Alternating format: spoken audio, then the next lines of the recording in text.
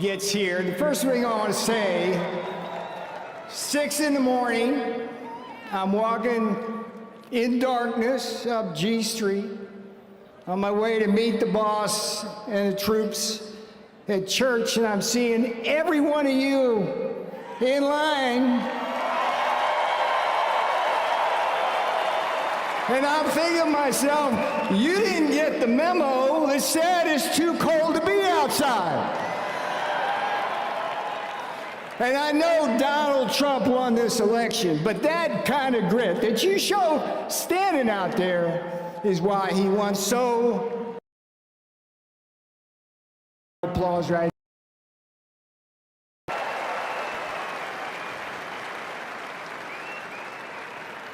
Now, I'm going to be quick here because we got a bunch of folks coming, but I'm going to tell you a little story. And it's called James Brown. James Brown meets Ronald Reagan in Trumpland.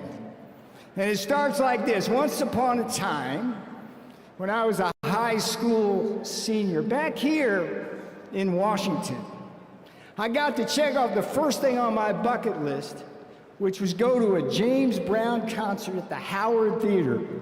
Anybody here, DC, know the Howard Theater? Hey, it's long gone. Beautiful place.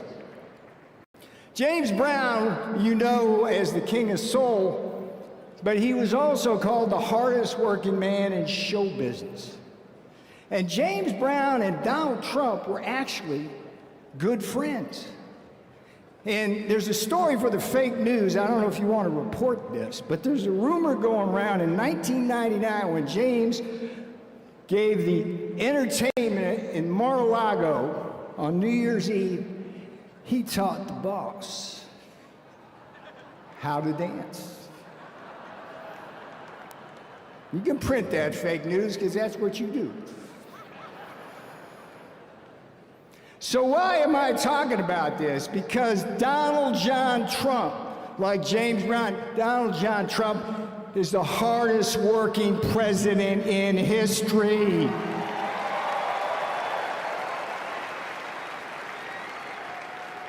And today he starts working for you.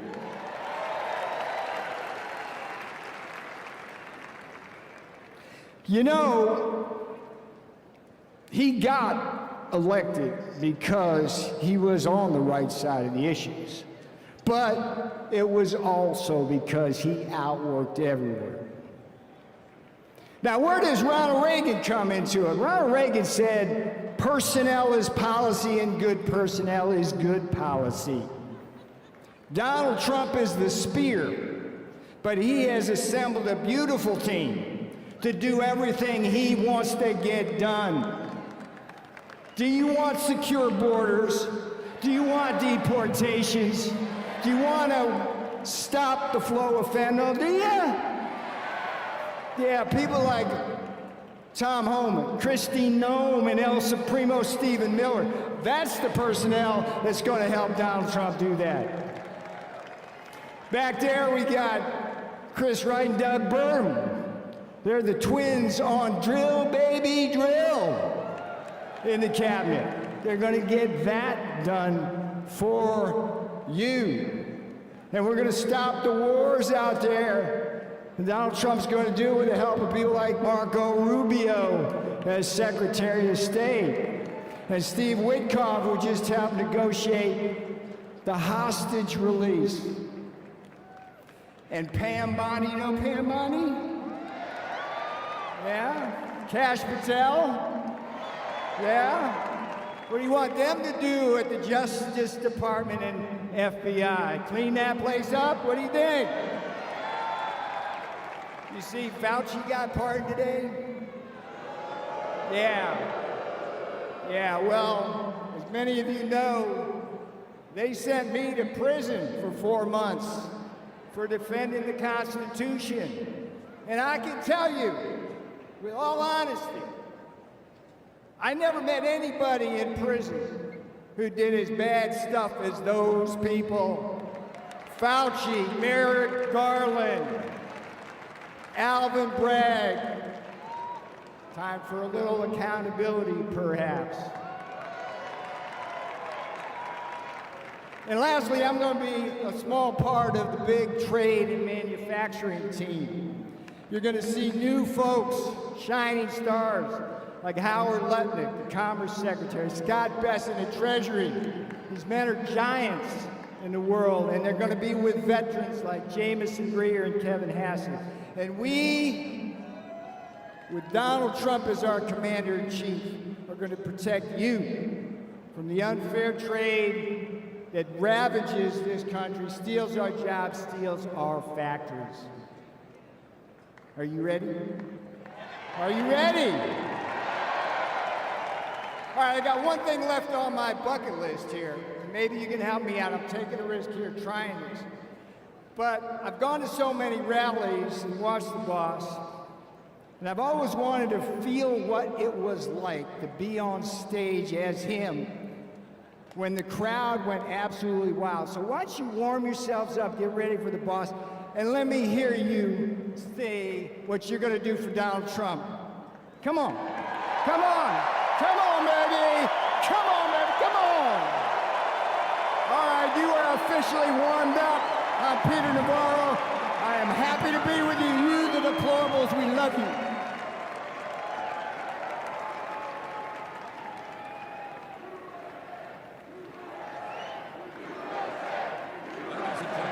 Please welcome to the stage, Kellyanne Conway.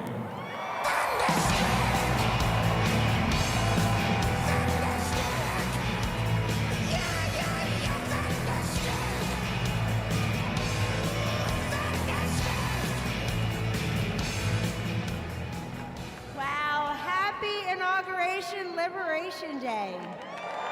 God bless you. Ladies and gentlemen, the story of 2024 began in 2016, when this country had a hunger for change, looking for someone to upend the establishment here in Washington and to restore our confidence in a government that's for the people, by the people, and of the people. And you asked for a presidential candidate, a leader, who had an appreciable amount of accomplishments, but who could come to Washington owing nothing to no one. And that's what he did. Yes.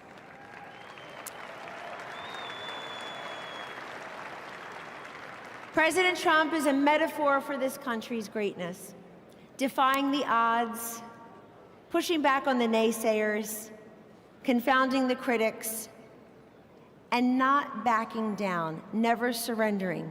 But the story of 2016 and 2024 is not just about Donald J. Trump. It's about you. You answered the call. You showed up. You spoke up. You stood up. And you put up. And he will be here soon to thank you. But I wanted to come here today to tell you that I don't believe what they say about books and movies, that the sequel is often not as good as the original. I think this sequel is going to be kick-ass better than the original. Yeah. One of the best things President Trump has done, and there are so many, is change the conversation, change the culture, and just change the way people look at politics. And the reason he did that was in 2016, he saw everywhere he went, the crowds would get larger, the passion would intensify, the red hats would grow in number, and the throngs of people who would come the night before, the day before, the morning of, just to be a part, not of a conventional political campaign, but a true movement of men and women and children from across this great nation who wanted to be there and be part of something bigger than all of us, to stand up and say, this is our country, we kneel for the Lord, we stand for the flag, we don't confuse the two, and we're here because we believe in those three words that President Trump said every time. Secure the border, respect law enforcement, cut your taxes, repeal, replace Obamacare, get rid of Common Core. And yes, and this time, in 2024, you were there again. But so were so many Americans who had never voted or had never voted Republican. That's the magic of Donald Trump. President Trump, thank you. President Trump has done away with all these acronyms: CRT, BLM, ESG, DEI. Ladies and gentlemen, the acronym of the day of the term is USA. USA! You got it.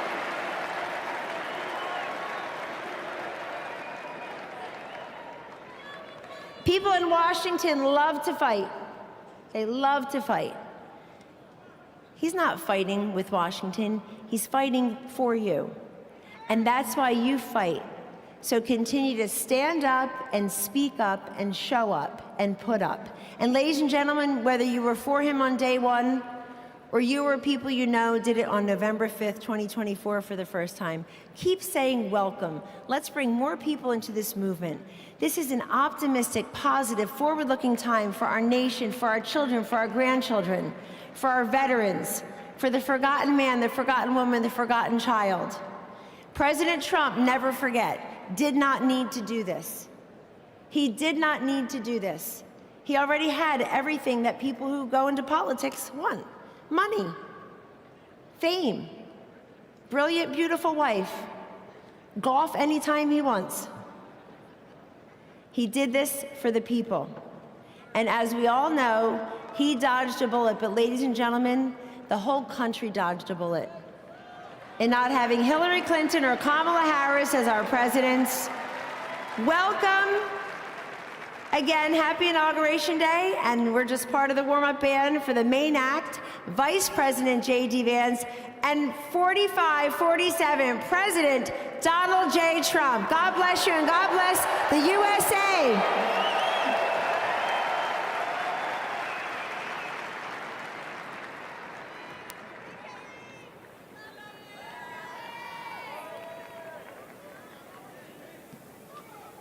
Ladies and gentlemen, please welcome to the stage Congressman Dr. Ronnie Jackson.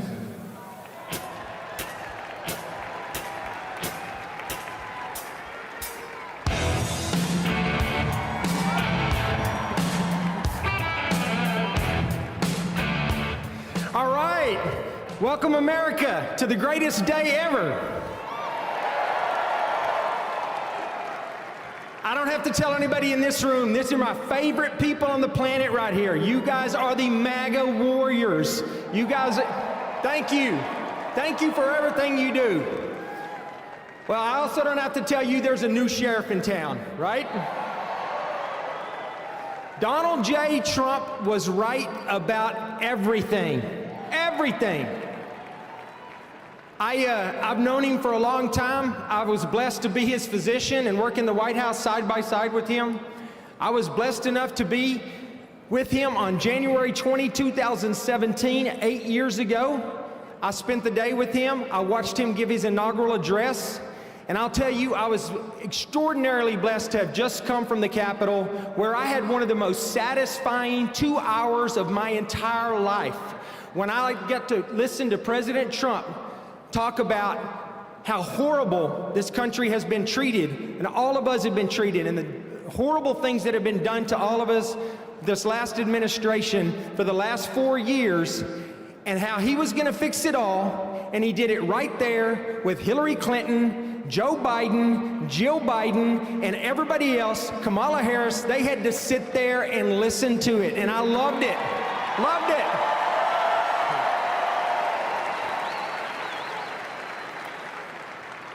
I'll tell you what, you know, I thought for sure, I mean, I've always said that the 45th president of the United States is the absolute best president that this country has ever had.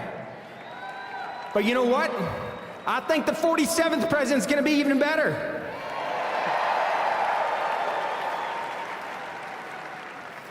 We are in for a change. This is a great day. How many of you out there think this is one of the best days of your entire life? Absolutely it is. We had one chance to get this country back. We were headed down a path of destruction that we would never, ever recover from, I promise you. And we have been given a second chance in the form of Donald J. Trump. He's here, he's back, and he's gonna fix what's broken. We're gonna get our border back. We're gonna stop the illegal immigrants and the cartels that have laid devastation to this country. We're gonna lock them up, we're gonna get rid of them. We're gonna get our economy back. We're gonna get our military back. We're gonna get our federal government back. We're taking it all back.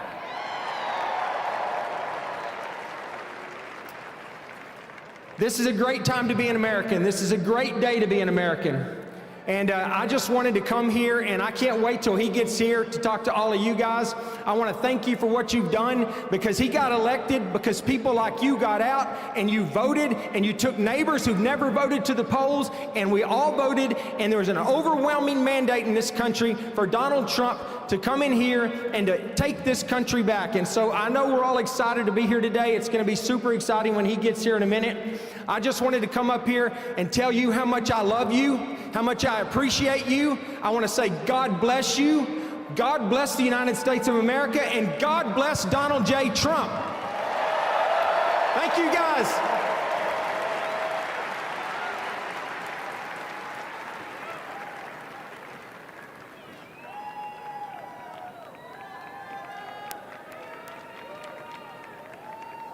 Ladies and gentlemen, please welcome to the stage Governor Sarah Huckabee Sanders.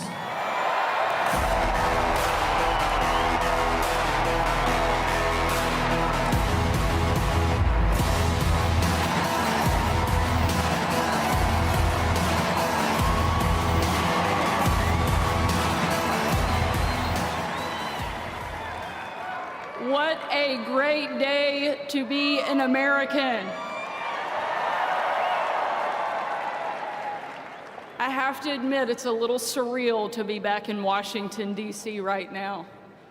8 years ago, I was one of the very first staffers to go into the White House for President Trump's first term. And today, because Donald Trump believed in me, defended me, I stand before you as the youngest governor in the country.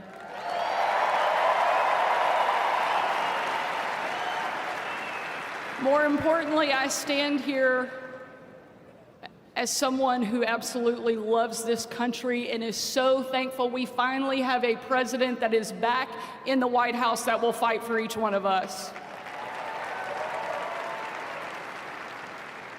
My youngest son, George, is a little tired of hearing me be called the youngest governor in the country. The other day, he asked me, he said, "Mom, you're the youngest governor in the country?" I said, "Yeah, George."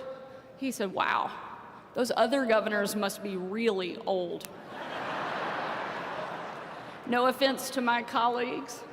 Whether you think I'm too young or you think they're too old, Republican governors have been holding the line while we waited on Donald Trump to get back to the White House. And ladies and gentlemen, the wait is over. We now have a fighter back at 1600 Pennsylvania Avenue, and I could not be more excited.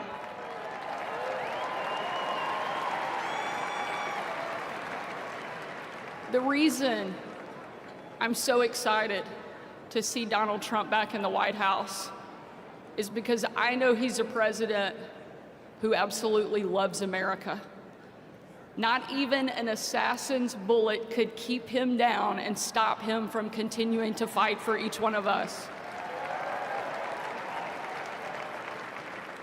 Over the course of the 2.5 years I had the privilege of serving President Trump, I got to travel with him literally all over the world, seeing firsthand just how much he loves this country. And on one particular trip, it was unlike anything we'd ever done before and probably any of us will ever do again. Some of you have heard this story, but I want to remind you of who Donald Trump is at his core. We boarded Air Force One in complete and total darkness. There were no lights on the plane, no lights on the runway. And 12 hours later, on Christmas night, when we touched down in war-torn Western Iraq, Again, a similar scene. No lights on the runway, no lights on the plane. No one knew that the President of the United States had traveled around the world on Christmas night until we got there. And the President walked in to a dining hall that was packed with troops, men, women from all over the country. Every demographic you can imagine represented in that room in that moment. And when he stepped in and surprised the men and women of our military, it was a sight and a scene and a sound that I know I will never forget. People chanting in perfect unison, an absolutely unbelievable picture of what makes America incredible. Those men and women cheering, chanting over and over and over again, USA, USA, USA.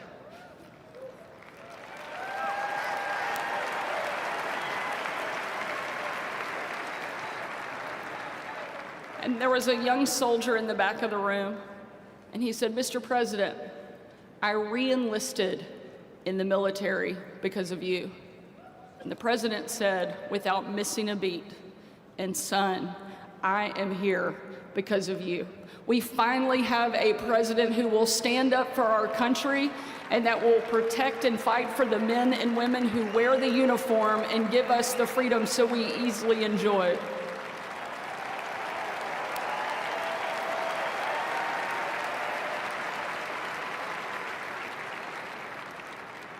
That young soldier came up to me and he tore the patch off of his shoulder and he placed it into my hand and he said, "Sarah, we are in this together."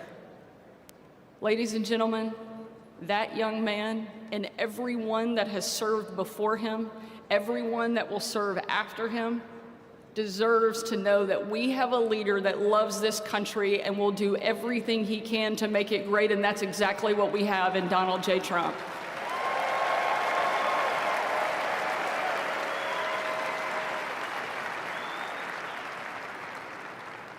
I've had the opportunity to stand behind a microphone and defend and celebrate this president many times. But this may be the very proudest, because I know over the next 4 years, he is going to rebuild our country and make it the best that it has ever been. Thank you for being here. Thank you for supporting our president. Let's get to work. Thank you so much, and God bless you.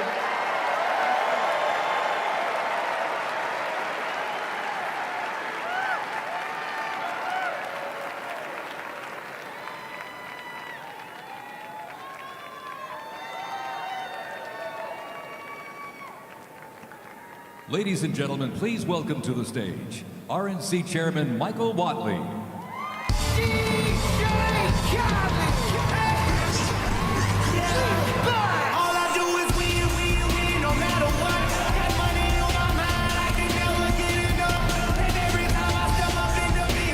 God bless America. What a great day for our country. You know, a few months ago, Donald Trump and I got on a plane in Palm Beach at 6 a.m. We flew to Phoenix. We did a rally with Charlie Kirk and the Turning Point guys. We got back on the plane. We flew up to San Francisco. Had a huge dinner there, about an hour-long motorcade back. And we're flying down from San Francisco to Los Angeles. It's about 12:30 p.m. Pacific time, 3:30 a.m. Eastern time. Donald Trump has been on a plane for 21 and a half hours. And he looks over at me and he says, "Hey, Michael, pretty cool, huh?" Pretty cool. You know, about 9.5 years ago, he came down the escalator in New York City.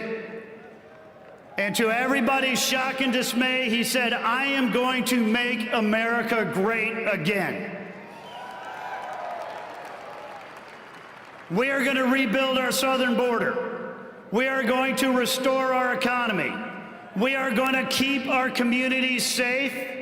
And we're going to make sure that America is strong enough to protect our interests and our allies around the world." And I can say that over the last year, as we have taken that message to Detroit, to Philadelphia, to New York, to Milwaukee, to San Francisco, and everywhere in between, that man, our president, has never wavered. And here we are today, and at 12:01, right up the street, he put his hand on a Bible, and he swore an oath to make America great again.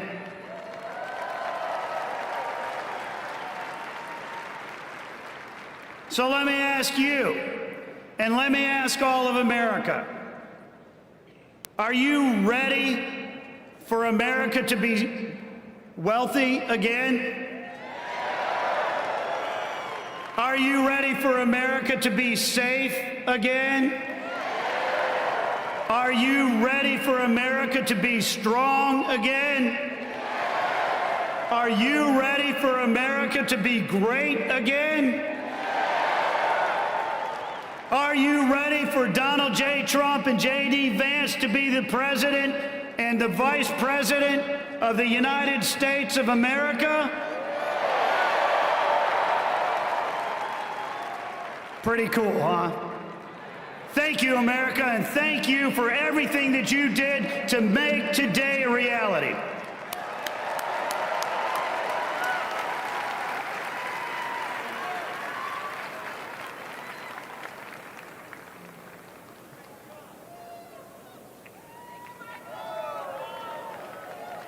Ladies and gentlemen, please welcome to the stage Congressman Byron Donalds.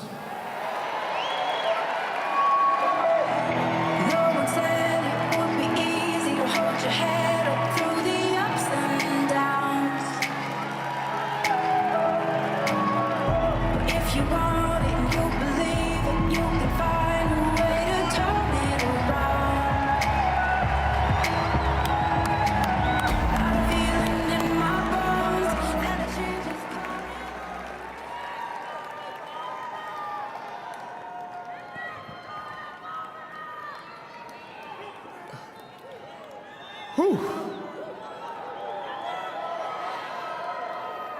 Whether it was Georgia, North Carolina, Wisconsin, Pennsylvania, Michigan, Arizona, or Nevada, we swept them all, and Donald Trump is president of the United States. For years, they said it wasn't going to happen. For years, they said, no, it's going to be the left's way. But it was the American people who looked the craziness of the left in the eye and said, we need common sense. We need real vision. We need a country that is going to be preeminent above all others, and we need the American people to be put first. And all of you in this arena and around this country made sure Donald Trump is the 47th president of the United States.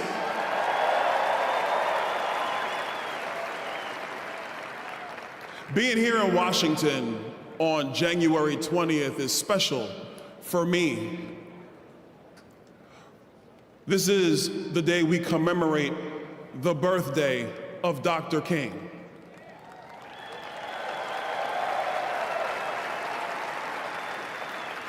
And as I was sitting in the Capitol Rotunda, as I was watching Donald Trump give the best speech ever at a presidential inauguration, it reminded me to another great speech. And Pastor Sewell and his benediction, I gotta have a talking with him because he was phenomenal. But what it said to me is that in our country, there are no perfect men. There are no perfect women. There are people who were used at a point in time in this country to put this country in position to be better than it was before. And so that's why in the Capitol Rotunda, when President Trump talked about that bullet that went through his ear, and that he is here at this time because God has placed him here at this time to make sure that the golden era of America comes through right now.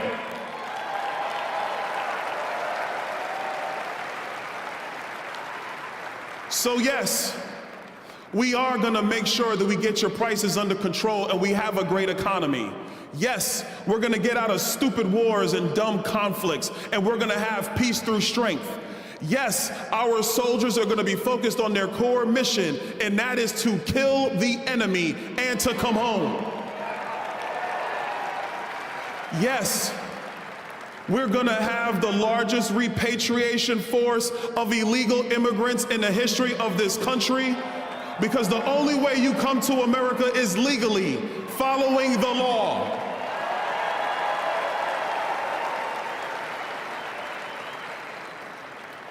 All of those promises and more, they're going to be kept starting today at that very desk over there.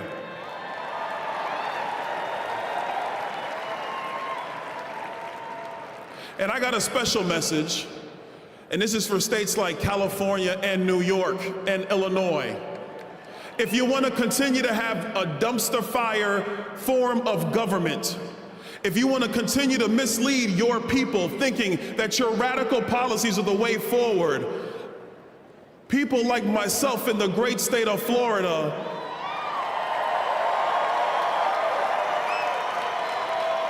and Tennessee and Texas and the administration of Donald J. Trump, we are going to show you what true governance is. We are going to show you what true leadership is. And we are going to show the people in your states that they don't have to live with Gavin Newsom. They can have a Republican again in the state of California.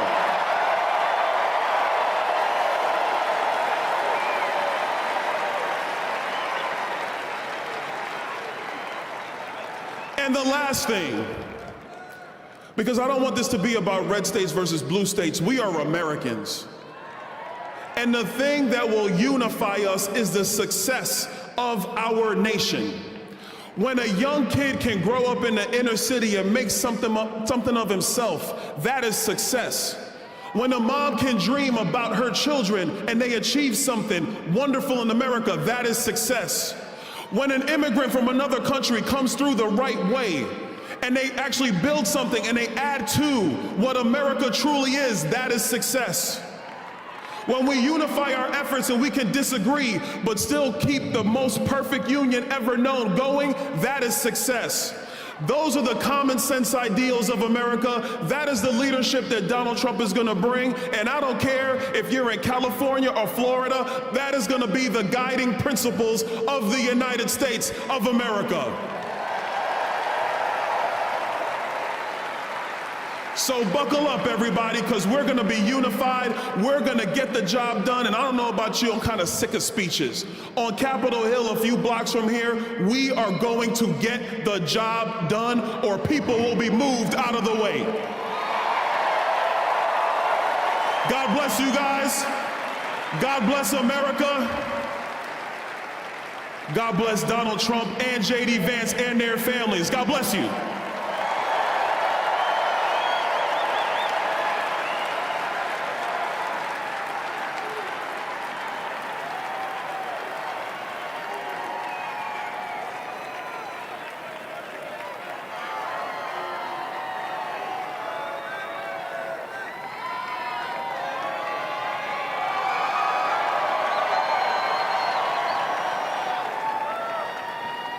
Ladies and gentlemen, please welcome to the stage, Charlie Kirk.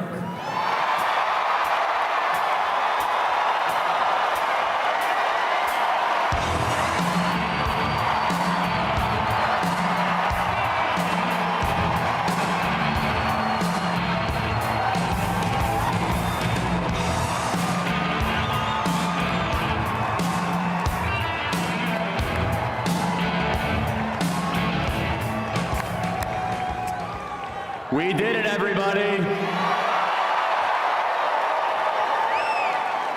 It is hard to believe, almost surreal. For those of you that have always had the president's back throughout these last couple of years, when we were at our darkest moment 4 years ago, this is your victory. For those of you that refused to waver, when they tried to throw our amazing patriots in federal prison, when they tried to silence this movement, for those of you that never wavered, this is your victory. For those of you that are sick and tired of seeing your beloved home be overrun by hordes of illegals, this is your victory. And no longer is this just a rally about what we say we're going to do when President Trump takes office. Now I can say what he's doing right now as we are here in this arena. As we are here right now, President Donald Trump is signing executive order after executive order, 200 executive actions and orders today, some of which include drill baby drill, curb inflation, national emergency on the southern border, and my favorite, that God created man and woman. There are no other genders besides that.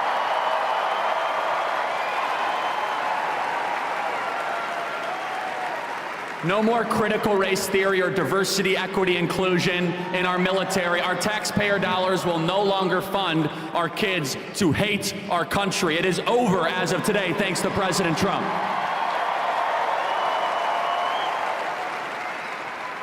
And what you saw from President Trump today, which, by the way, I believe was the best inaugural address in American history. And the reason why it was the best, it was not platitudes or abstractions or empty promises. It wasn't about stuff that the DC regime wants to hear.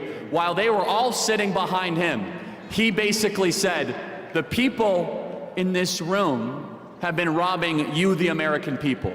You see, as of high noon, just an hour and a half ago, the 46th president is no longer. And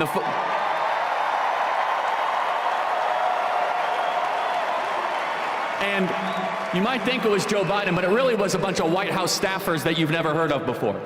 Their term is over.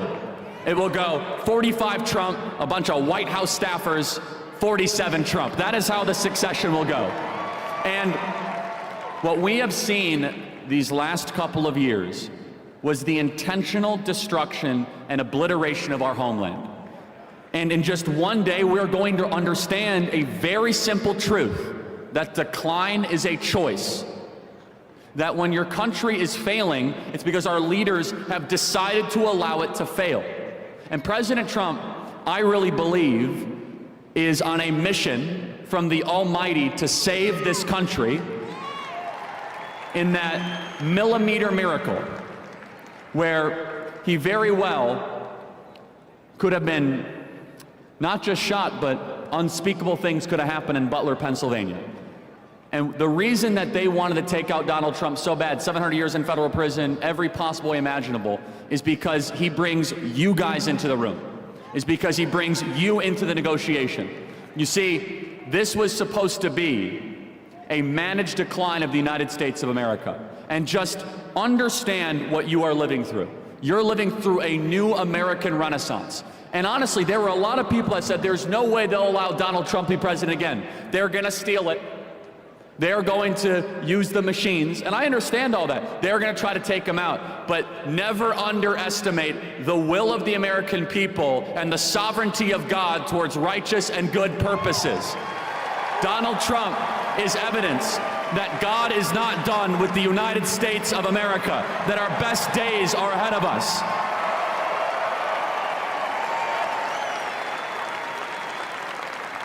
And our marching orders are very simple. Right now, the southern border is being secured and it is being militarized. There are no more illegal entries allowed in the United States of America right now. It is right now. Right now, the invasion is over. It is over.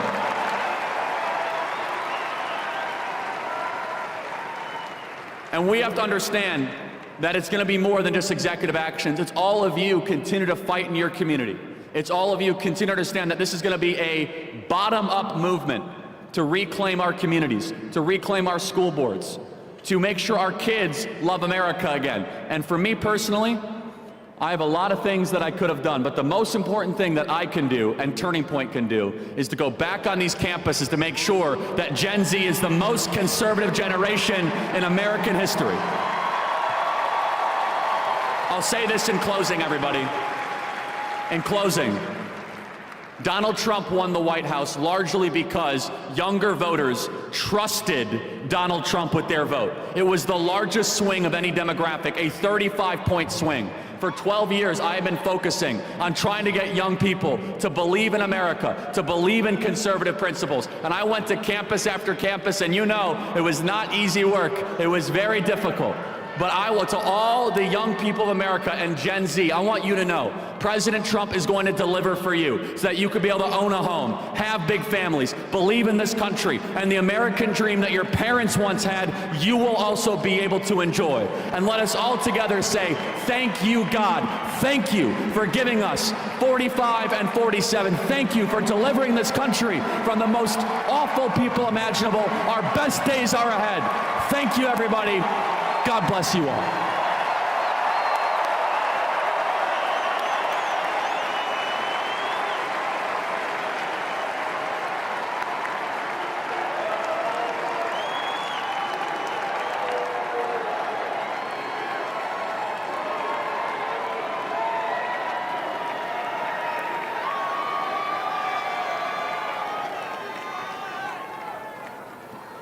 Ladies and gentlemen, please welcome to the stage the next Secretary of Commerce, Howard Lutnick.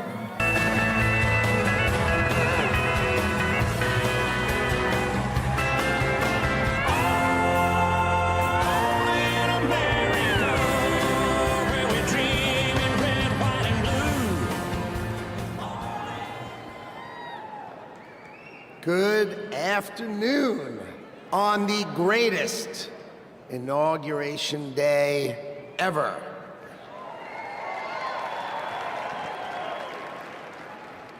Today is one of the most important days in American history because Donald J. Trump is right now heading back to the White House. I could not be prouder to be standing before you because 77 million Americans voted for Donald Trump to make sure that it is always America first. So I want to tell you some stories because no president, you know, Donald Trump is now the oldest president to take office, but no president has ever had his work ethic, his energy, or his intuition. So when the president sees a problem, he calls it out. You know it, right? He's the one who said fake news. He's the one who said the swamp. He's the one who said the deep state. We've all heard him say it, and now we all know it's true. And his intuition is always right, so he starts talking about bad trade deals. You know, that's what he thinks. So let me tell you a story about the last day on the campaign trail. So I went to meet the president in North Carolina, okay? He gets up in the morning at 8 o'clock. We get in the motorcade, he gives a speech. He goes to 3 states, 4 rallies, an hour and a half each rally, finishes midnight. We start 8 a.m., he finishes midnight, gets on the stage midnight in Grand Rapids, Michigan, speaks for 2 hours. 2 hours, never takes a nap, and when he's on the stage, he's never taken a sip of water. The man is power. He is power.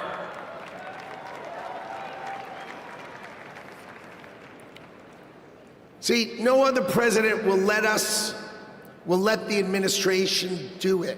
He's going to help us fix America.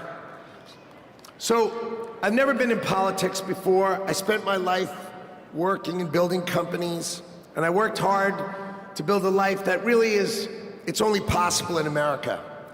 But on September 11th, when we saw our darkest day, it changed my life forever. See, my company was located on the 101st to the 105th floors of the World Trade Center. We lost 658 of our 960 New York-based employees. My younger brother Gary got killed. He was 36. My best friend Doug, 39.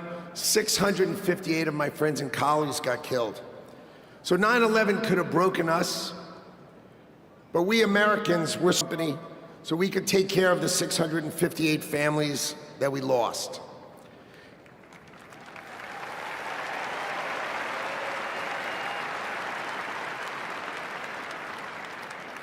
And I want you to know, we received thousands and thousands of cards and letters, and most importantly, we received all of your prayers, and that mattered to us and helped carry us through.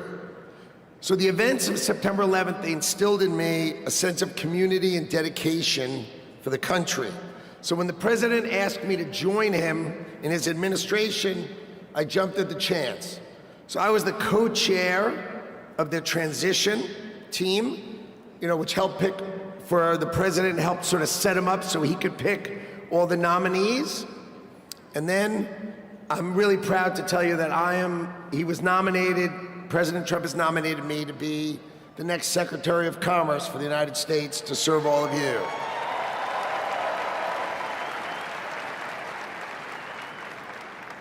So let's talk about commerce. You see, we plan to end the decades of policies that threw American workers to the wolves. Factories were closed, jobs were lost, wages decreased. We left Americans out in the cold while country after country of this world took us to the cleaners and made money off of us. And that is going to end today.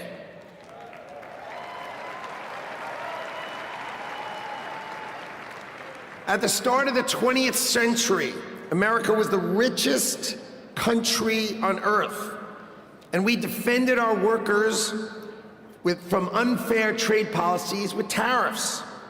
And we only made money. We had no income tax. All we did is charge other countries and foreign companies, if they wanted to sell to America, you had to pay for entry. Okay, so imagine this. The US government had no income tax. Americans got to keep all their hard-earned money, and foreigners paid the price. So now, what's happened? We have the Internal Revenue Service.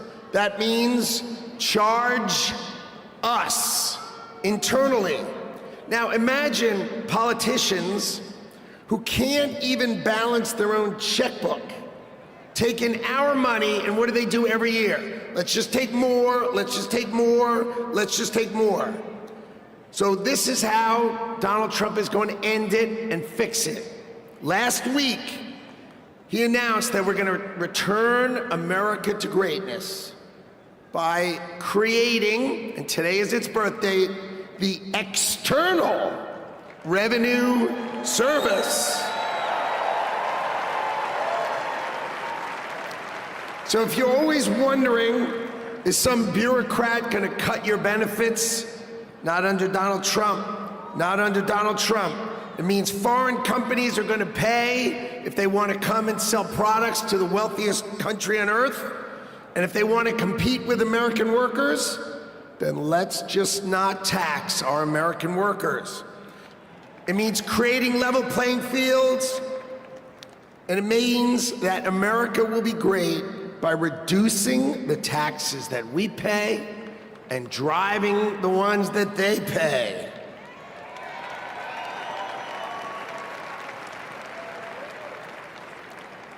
So what that means is the External Revenue Service will put up tariffs or walls that protect you. And that means if these companies don't want to pay, there's only one thing they can do. Build their factories in America, hire Americans with great high-paying jobs. Let's double the size of our unions in America, but not just by adding more and more great-paying jobs. That's our objective. So today is the beginning of celebrating the return of common sense and the ending the decades of disrespecting the American worker and the disrespect and unfair treatment of our workers.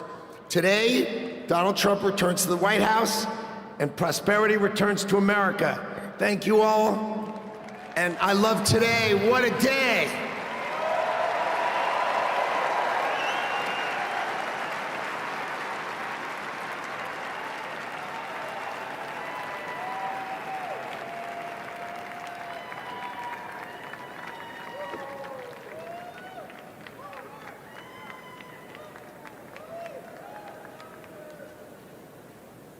Ladies and gentlemen, please welcome to the stage Governor Glenn Youngkin.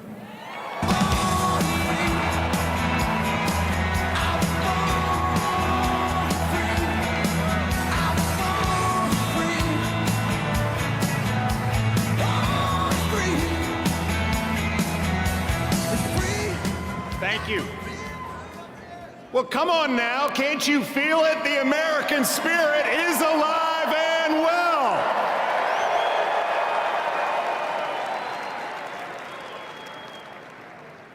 This is the dawn of the golden age of America because we inaugurated the 47th President of the United States of America, Donald J. Trump. Come on.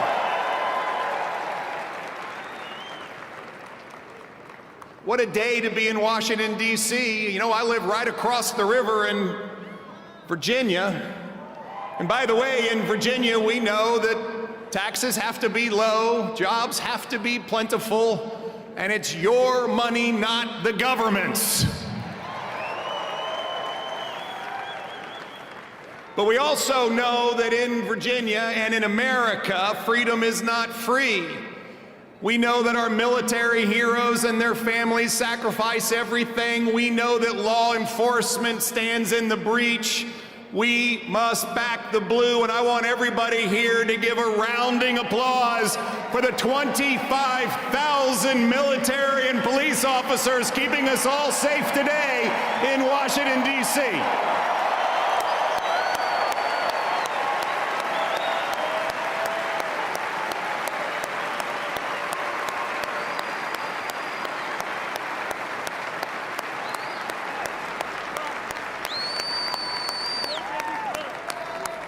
God bless America. My friends, we are standing here on the dawn of a new age, and we are seeing the sun set. The sun set on weakness, the sun set on wokeness, and the sun set on a wide open border that has turned every state into a border state. We are seeing the dawn of a prosperous America, the dawn of a secure and safe America, and the dawn of a world that sees peace because we have a strong America.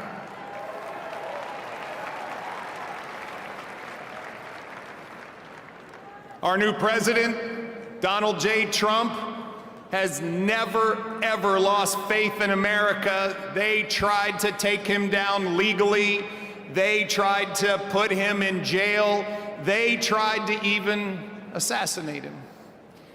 And he never gave up on America, and America, we will never give up on him.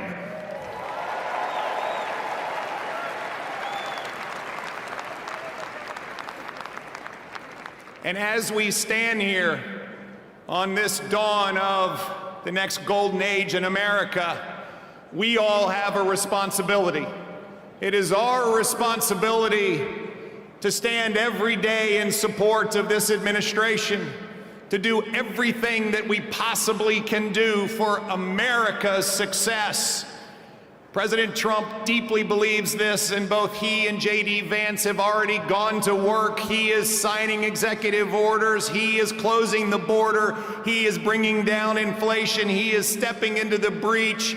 Ladies and gentlemen, it is time for America to be prosperous again. It is time for America to be safe again. It is time for America to be strong again. And it is time for America to be great again.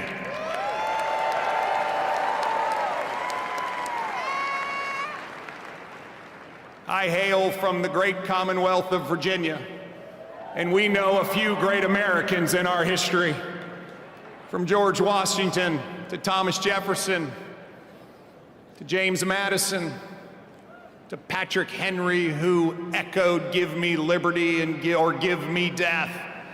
My friends, those words that Thomas Jefferson penned, which are the greatest words, at least in this hemisphere, ever written, that we hold these truths to be self-evident, that all men are created equal and we are endowed by our Creator with certain unalienable rights, and among them are life, liberty, and the pursuit of happiness. Well, ladies and gentlemen, we stand here on the dawn of a new age where life, liberty, and the pursuit of happiness are available to every American. And we must stand together as we collectively say, God bless America, and God bless Donald J. Trump and J.D. Vance. Thank you all very much. God bless you.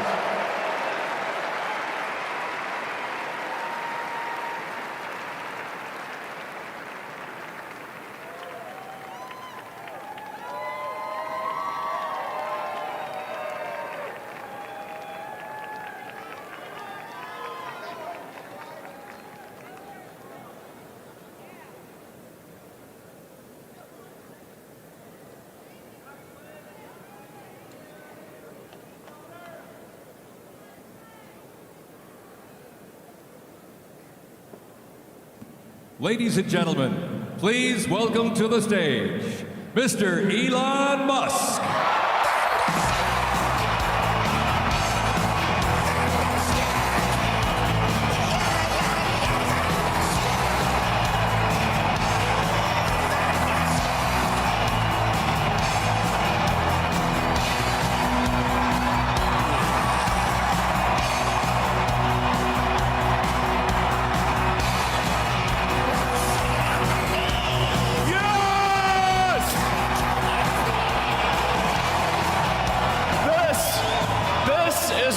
Victory feels like.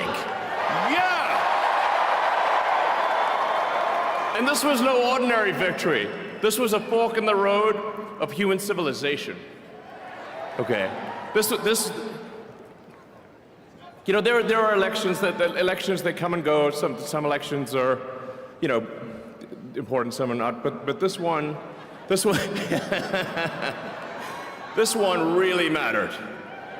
And I just want to say thank you for making it happen. Thank you.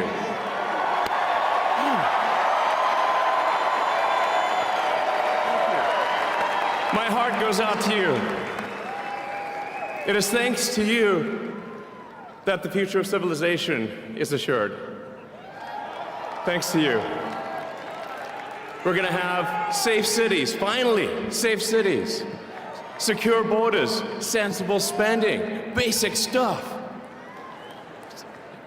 And we're gonna take Doge to Mars.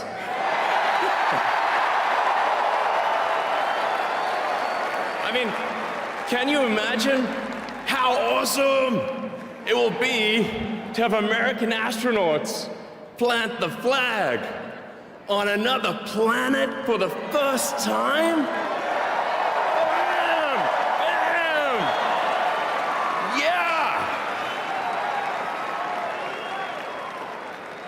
How inspiring would that be? You know, there's always problems in life. You know, there's this problem, solve that problem. But you know, there need to be things that inspire you.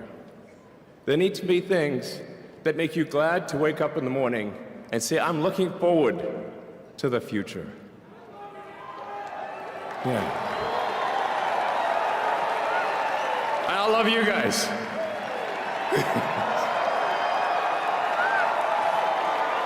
So,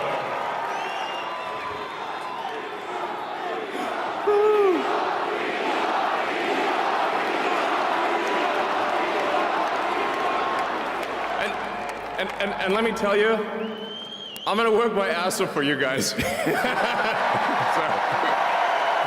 I really will. So, and yeah, but I'm super fired up. for the future. It's going to be very exciting. As the president said, we're going to have a golden age. It's going to be fantastic. And one of the fundamental things, one of the most American values that I love is optimism. And this feeling like we're gonna make the future good. We're gonna make it good. So, man, I can't wait. This is gonna be fantastic. So thank you again. And yeah, I'm just so excited about the future. Thank you guys, thank you.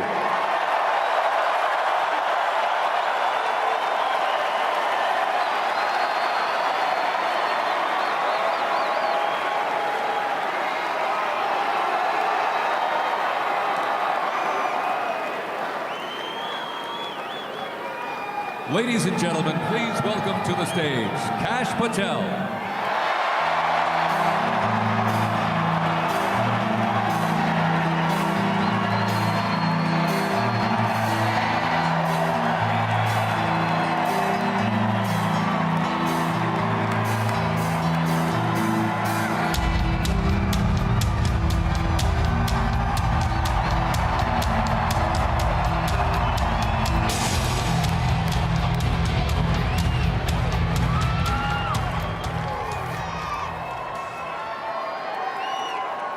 My, oh my, how do you follow Elon Musk when he tells you you're going to take you to Mars?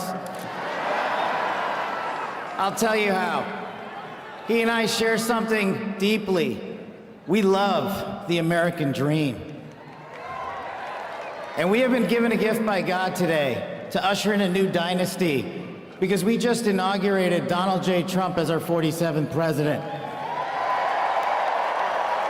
And we just inaugurated J.D. Vance as our Vice President of the United States.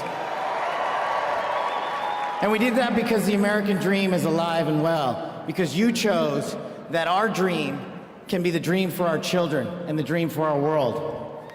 And we are at a crossroads here in America, but our future is bright because you had the courage to stand for your convictions. So I'm humbled here to talk to you about why I love the American dream. My story's pretty simple, it's unique, and some of you share in it. My parents were born and raised in East Africa. My father in the 1970s fled a genocidal dictatorship in Uganda, where he saw 300,000 of his countrymen murdered, where he saw what lawlessness would do if it was allowed to break through the system of constitutional justice. He fled, like so many others. He married my mother. They moved here. They waited in line. They stood in line because the American dream was worth standing in line for.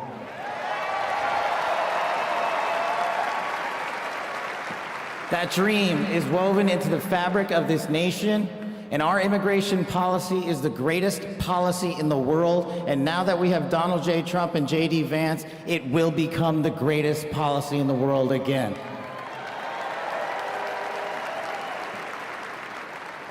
But dreams and hopes aren't enough, my friends. We gotta get to work.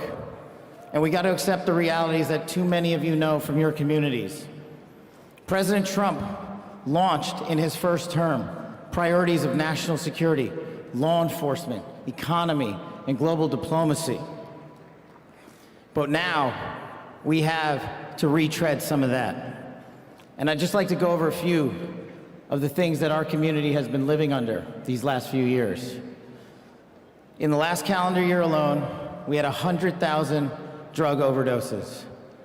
In the last calendar year alone, we had over 100,000 rapes. In the last calendar year alone, we had 17,000 homicides.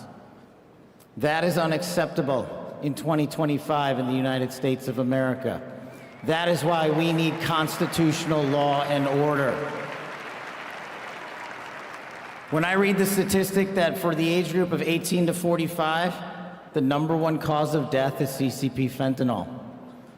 We are not prioritized to go after the threats that face this country, and most of all, that face our future generations. But thank God, we will be starting right now.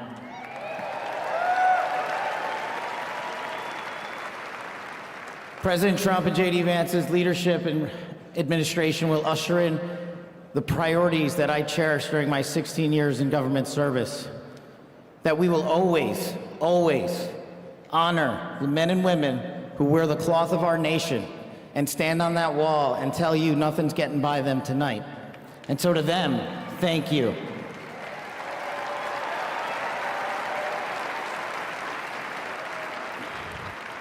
To our teachers and our frontline workers and our first responders, y'all choose to show up every single day for our children, for our communities, and we will now show up for you. Thank you for keeping us safe.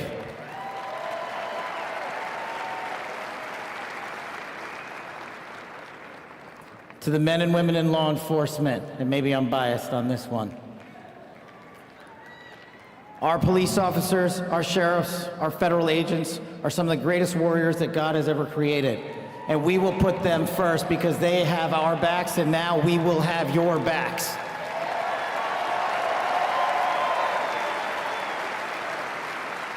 I am standing here because of the American dream. I am not standing here because of the color of my skin. I'm standing here because I earned my right on this stage, and you earned your right to be here with me.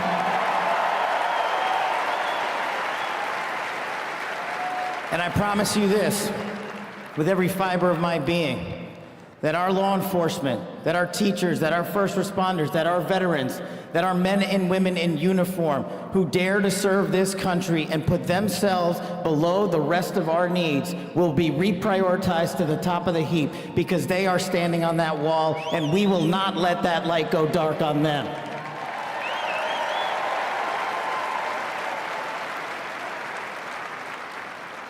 Whether I was a national security prosecutor, a public defender, President Trump's deputy director of national intelligence, his chief of staff at the Department of Defense, or so many other roles that I was humbled and privileged to serve when I swore an oath to that Constitution, which I hope to do so again one day soon. You have my word that you have ushered in a dynasty of change. You have ushered in a dynasty that will allow our children to live this American dream. My American dream. I am living the world's American dream. I am the son of lawful immigrants. We worked our tails off just like you all do, and I'm gonna make you a deal. I promise you I will never quit on your children. I will never quit on their children, because this American dream does not belong to me. It does not belong to them. This American dream belongs to the world.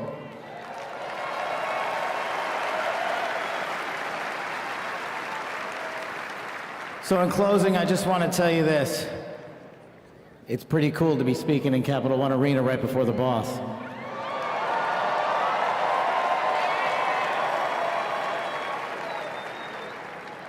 You've inspired me beyond words. Your love, your devotion, your commitment to our country, everywhere I go, shows us that we are not only the beacon of hope, but we are the land of constitutional justice. We are the land under Donald J. Trump and J.D. Vance, where we are going to end the two-tier system of justice. We are going to remove the weaponization of the intelligence community for political purposes, and we are going to put the men and women of America first.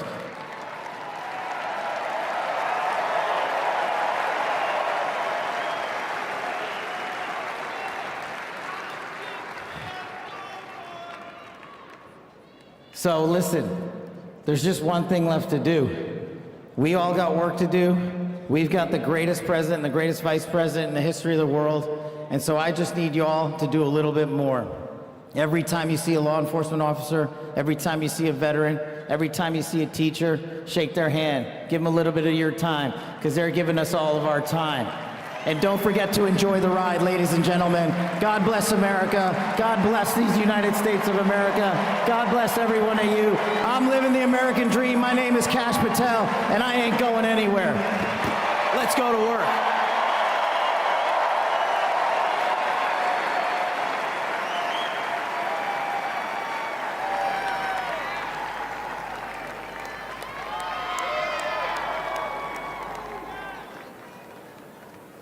Ladies and gentlemen, please welcome to the stage, Dan Scavino.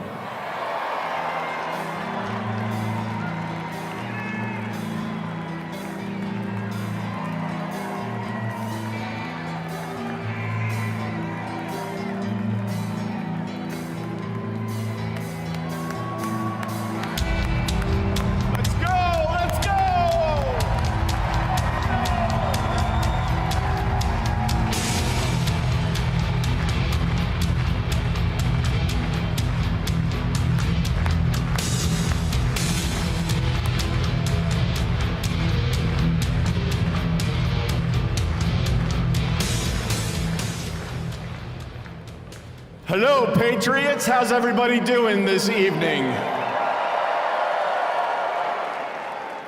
We're back!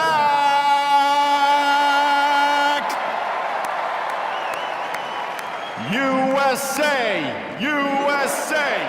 USA! USA! USA! USA!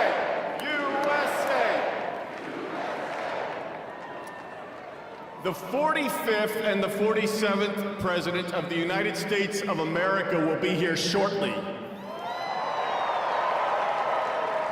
He's down at the Capitol. He'll be in a little while. He'll be here. They asked me to come out and say a few words and say hello to you great American patriots that came from all over the country. Thank you for being here today.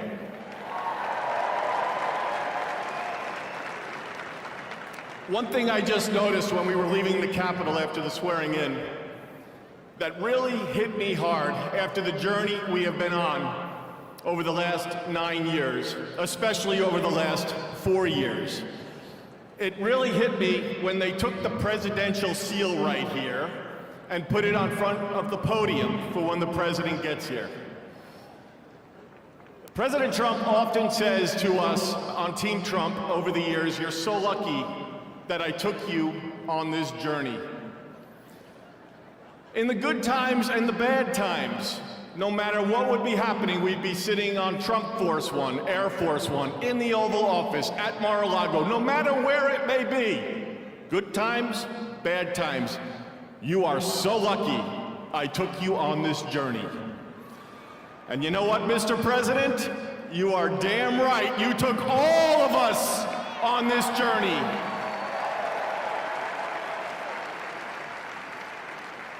There's been a lot of stops along the way from 2016 when we started back in 2015 with a small campaign team flying around the country, doing rallies, small team, 6, 7, maybe 8 people. Then it continued to grow. Before you knew it, the GOP nomination was going to Donald J. Trump in Cleveland in 2016. Fast forward, he became the 45th President of the United States of America. He had a great 4-year term, and you know what's been great? The last 4 years have not been great in many senses, but he's back in office right now, and I'm just absolutely so pumped up for what this president is going to do. He loves each and every one of you in this arena. The guy cares. He has a fighting spirit, as you saw in Butler, Pennsylvania, with the assassination attempt that came a few months ago. You could say that again. Fight, fight, fight. It's a moment that I will never forget, being there and in the hospital with him. I want to just give you a behind-the-scenes moment with the president and the heart that he has. We were in the hospital he had blood coming down his ear. He wanted to know how his staff was. Myself and Susie were with him, and Stephen Chung and Walt, and even the Secret Service. How are you guys doing? The guy just got shot in the damn head, and he's worried about us. Are you guys okay? He's on the phone with his family. Showed him a picture, the iconic photo of his fist raised in the air. Told him it was from Doug Mills from the New York Times, a great photographer. He looked at the picture, he's staring at the picture, one of the most historical photos of all time. There'll never be anything like it. He said, "Call Doug and see if he's doing okay." That's the attitude he had in that hospital.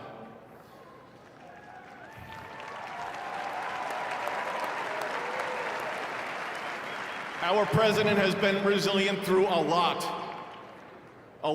And I don't need to get into all of it because you're all familiar with it, and I'm convinced much of it that went on over the last 4 years is why he won the election in an electoral landslide.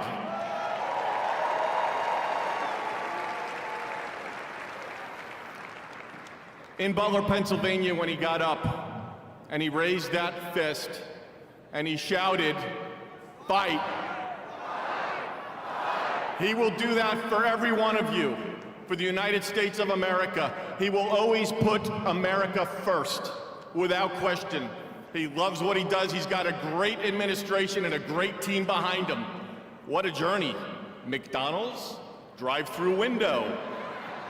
Garbage trucks showing up at a rally, and him on the plane putting on his orange vest. Sir, are you gonna take that off? I'm going to the rally in my orange vest. The guy is 1 in a trillion. There will never be anybody like this man again. Enjoy this moment. Enjoy this movement.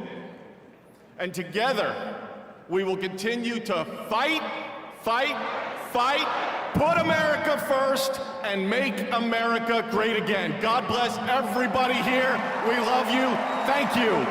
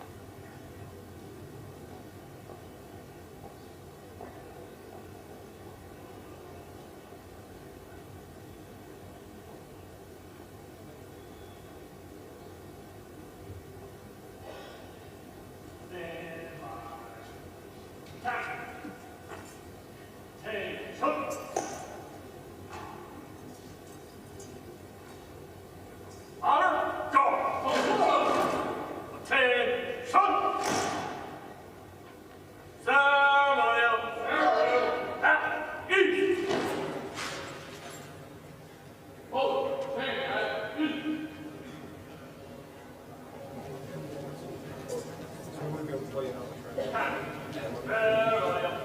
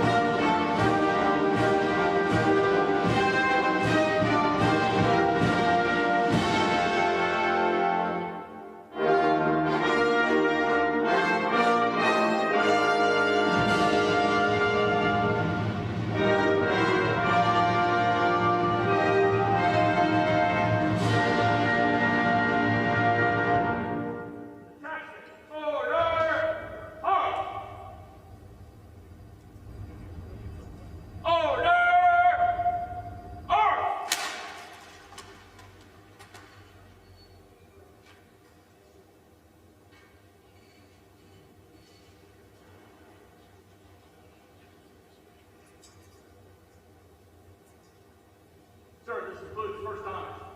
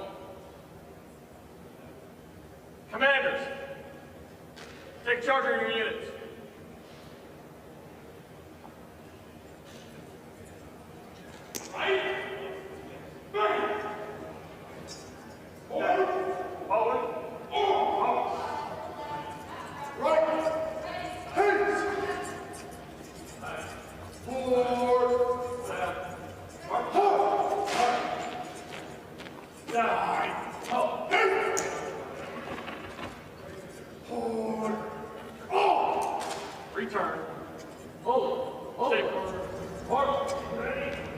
Down. Right.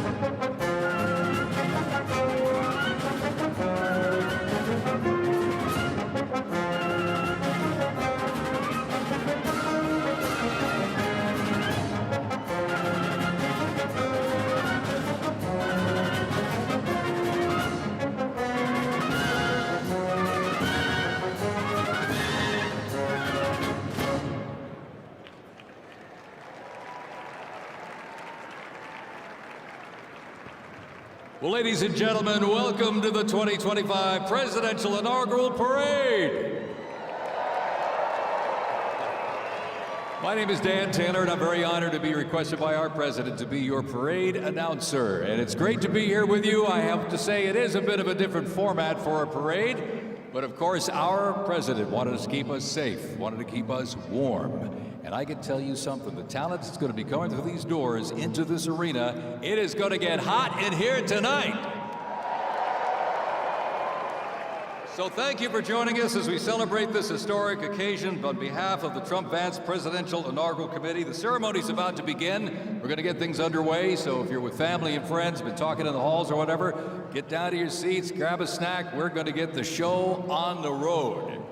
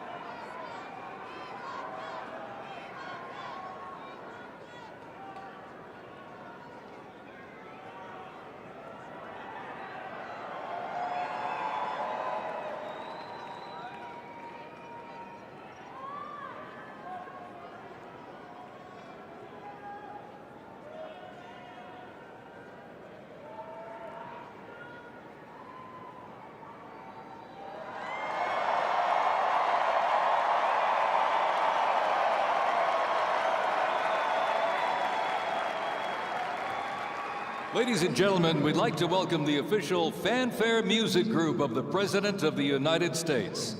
Under the direction of Major Aaron Morris, the U.S. Army Band Herald Trumpets performing their fanfare that's actually written for the 47th President of the United States.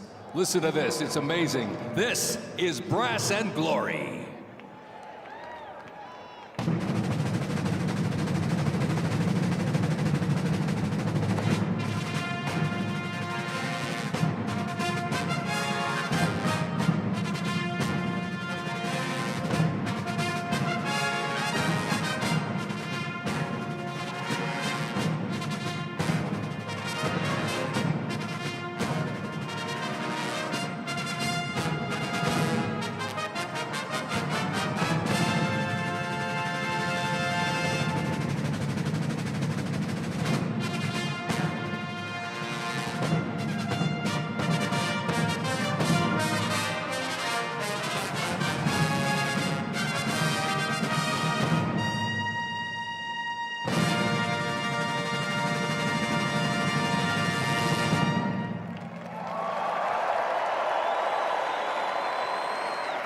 The official fanfare music group of the President of the United States under the direction of Major Aaron Morris. Let's hear it for them, folks.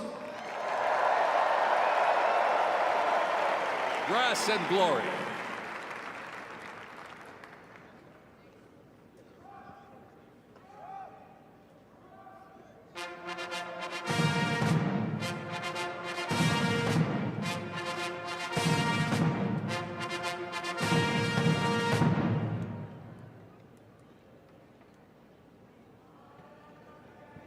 Ladies and gentlemen, please welcome the 50th Vice President of the United States of America, Vice President J.D. Vance, accompanied by the Second Lady, Mrs. Usha Vance.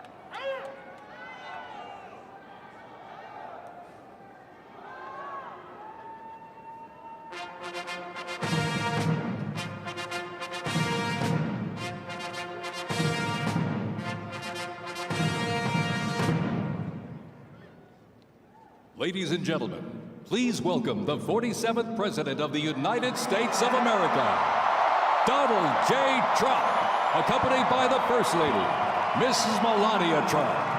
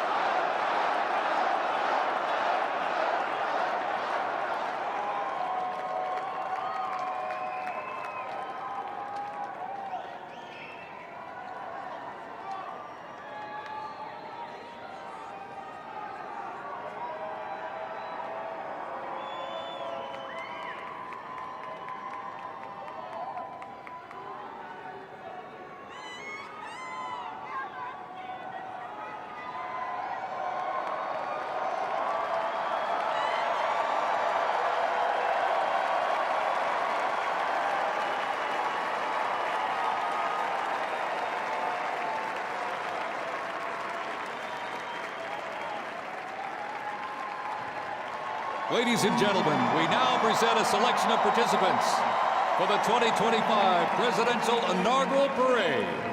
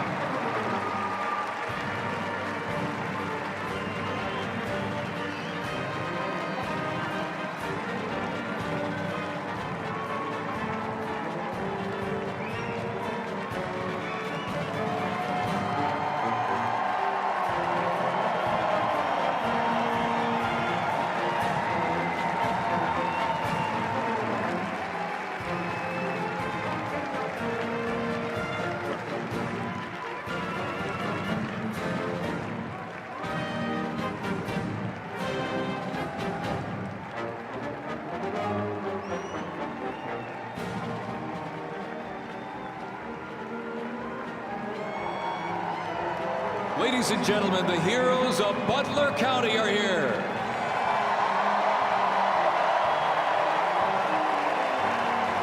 And they are here to pay homage to the life, selfless community service, and sacrifice of Corey Comparatori. Mr. Comparatori, a 10-year U.S. Army Reserve veteran and past fire chief to the Buffalo Township Volunteer Fire Company, who died during the assassination attempt on the life of President Trump in Butler, Pennsylvania, July 13th, 2024. Their formation consists of Pennsylvania State Police, local police, county sheriffs, emergency services unit, EMS, 911 radio dispatch, and hospital personnel, who all heroically stepped into action during the horrific attack. They are also paying tribute to the courageous service of first responders nationwide.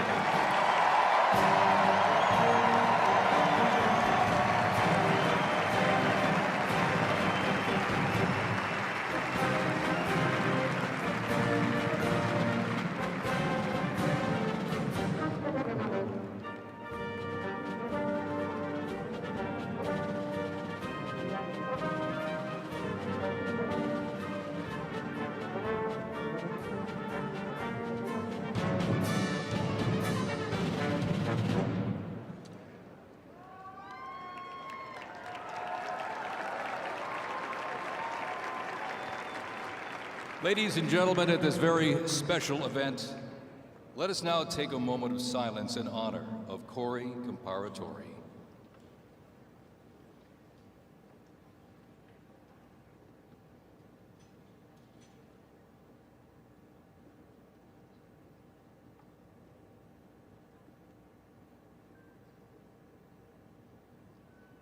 Thank you very much, ladies and gentlemen.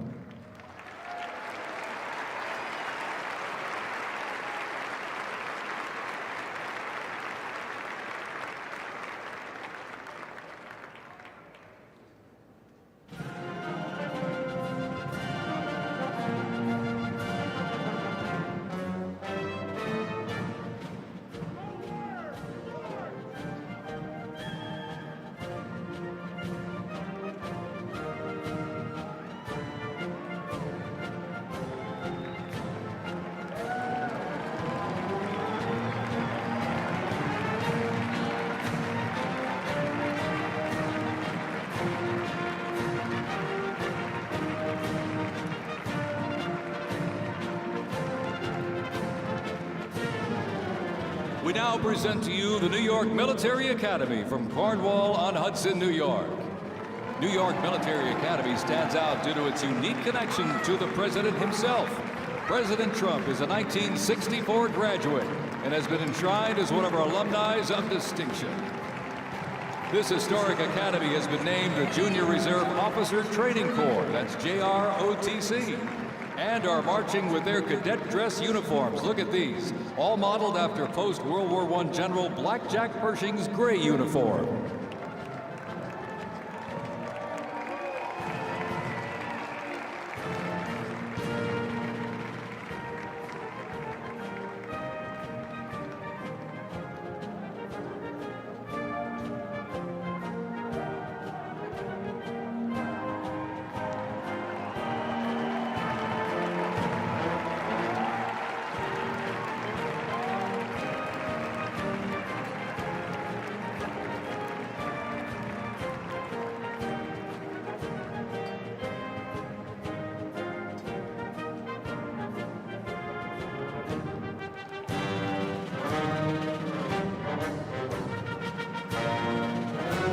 Introducing the Palm Beach Police and Fire Honor Guard unit, representing the town of Palm Beach, Florida. This group consists of police officers and firefighters from the town of Palm Beach, home to some of the most prestigious people in the world, including President Donald J. Trump.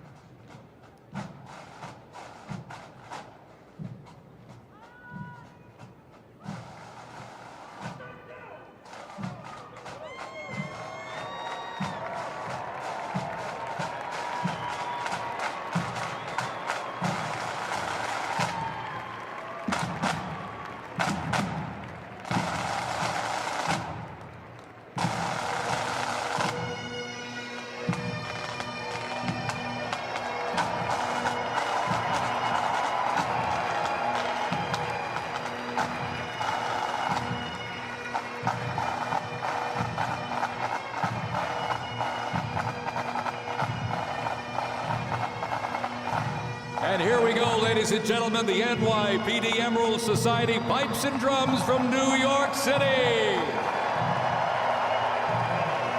They have performed internationally in Ireland, Canada, Australia, Germany, and Switzerland. And as of this past December, the band has had the distinct honor to perform at the 75th commemoration of the attack on Pearl Harbor in Oahu, Hawaii. The band has also played for hospitalized children, military veterans, as well as the 1980 and 2005 presidential inaugural parades, and His Holiness Pope John Paul II. The NYPD Emerald Society Pipes and Drums formed way back in 1960. And you know, they are the oldest, largest police pipe band in the United States, comprised of all active and retired police officers of various ranks and assignments. Listen to those bagpipes. Let's hear it for it, folks.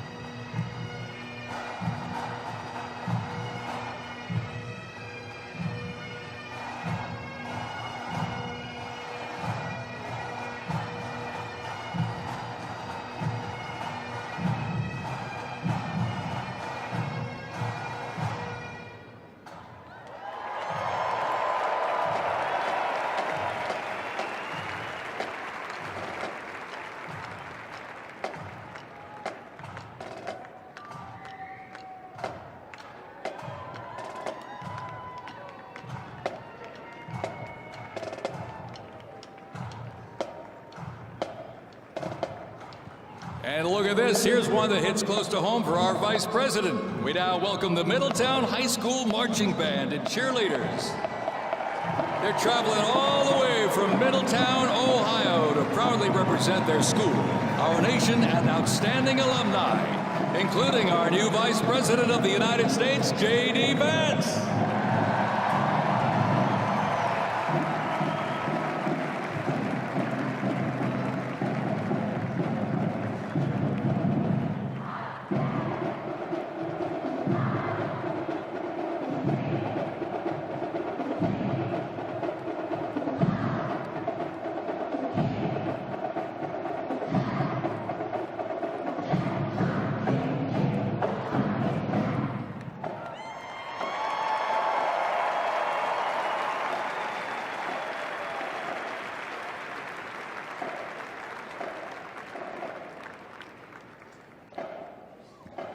The band has performed in countless parades, community and sporting events, as well as competitions. They have also always qualified for the Ohio Music Educators Association state finals for 23 years straight. How about that? And have earned the highest rating in 18 of those appearances. Woo! And today they performed America's Sweet Land of Liberty.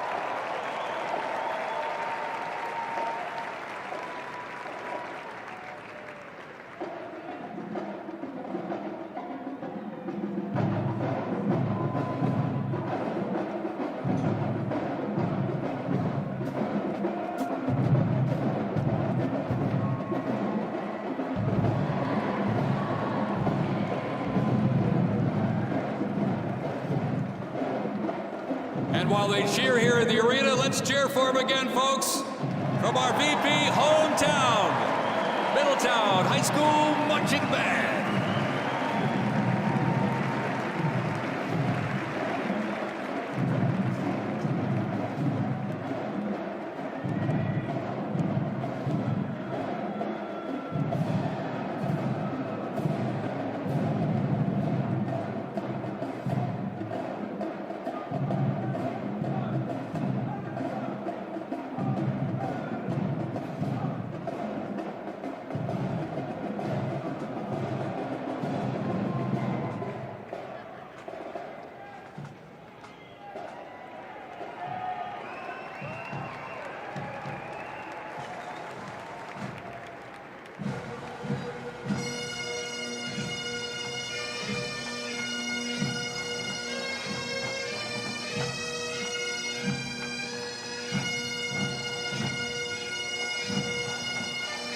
Ladies and gentlemen, entering the arena right now, traveling from Boca Raton, Florida, the Florida Firefighters Pipes and Drums. And they are well seasoned when it comes to civic events. They've played and participated in parades, memorials, and other ceremonial events across both the United States and Europe. Today, they are wearing their most notable uniforms. What a great photo opportunity. Consisting of the Glengarry headgear and kilts. And they are proud to honor their fallen brothers and sisters each and every day.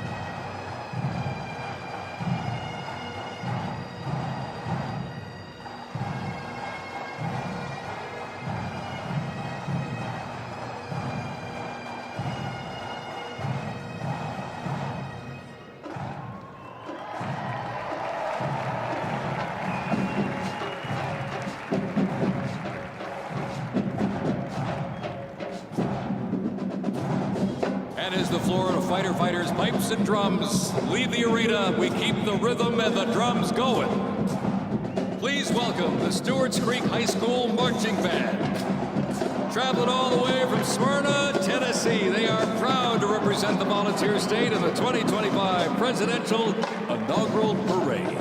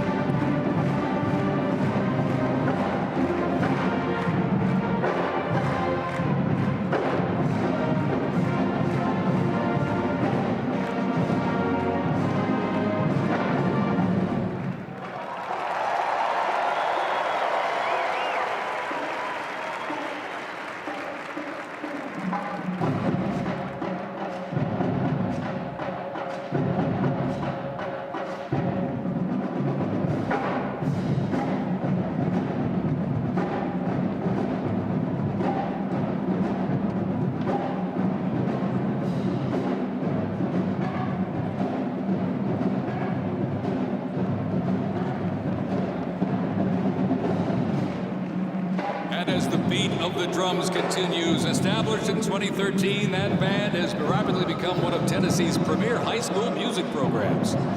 This band has participated in numerous civic events that honor significant moments in our nation's history, like the 75th anniversary of the attack on Pearl Harbor, Captain Jeff Cuss, United States Marine Corps Memorial Dedication, Chicago Thanksgiving Day Parade, and a Lincoln Memorial performance as well. The Stewart's Creek High School Marching Band, everybody! Make them feel welcome here in D.C.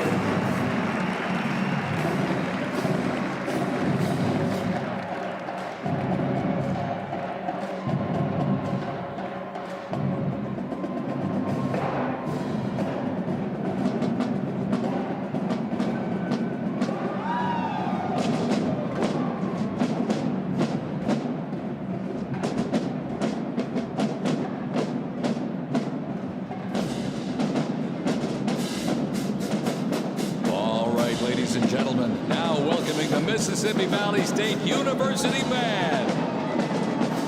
They're traveling all the way from Itabita, Mississippi. Look at this, gang. This is the Mean Green Marching Machine. They are proud to represent historically black colleges and universities at the 60th presidential inauguration.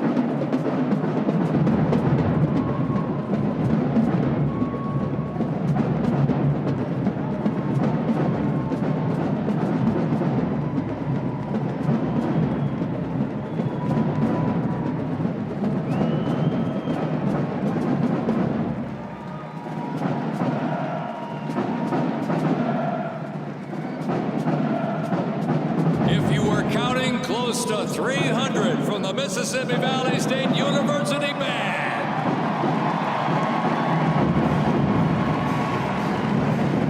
You know, since its founding, the band has consistently played a significant role at their university and across the United States. They have performed for athletic events, Mardi Gras parades, Rose Bowl parades, and many, many more. The Mississippi Valley State University Band takes great pride in presenting culturally diverse presentations for students, faculty, and the surrounding Mississippi communities. Take a look at that brass out there. Woo! That's just part of the big green marching machine. The Mean Green Marching Machine from Itabena, Mississippi, ladies and gentlemen.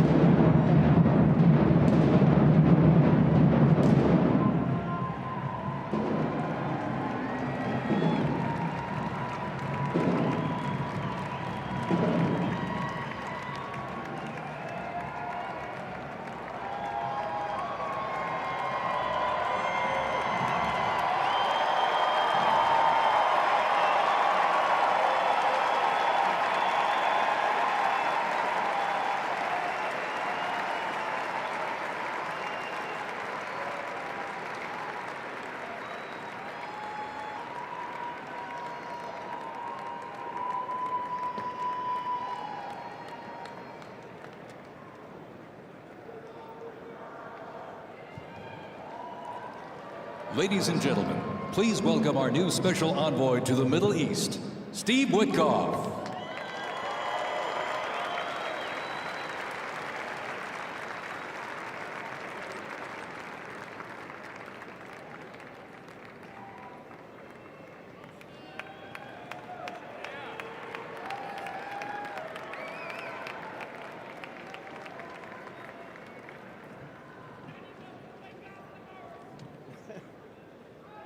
Good evening, everybody. I was appointed by President Trump to be the special envoy for peace in the Middle East.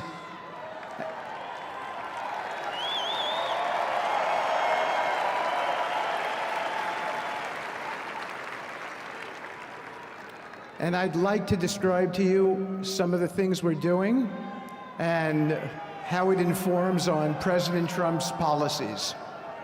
First of all, it is an honor to stand before you today as I reflect on the enormity of the role that President Trump has tasked me with. I am constantly reminded of the privilege it is to serve under the leadership of my boss, President Donald J. Trump.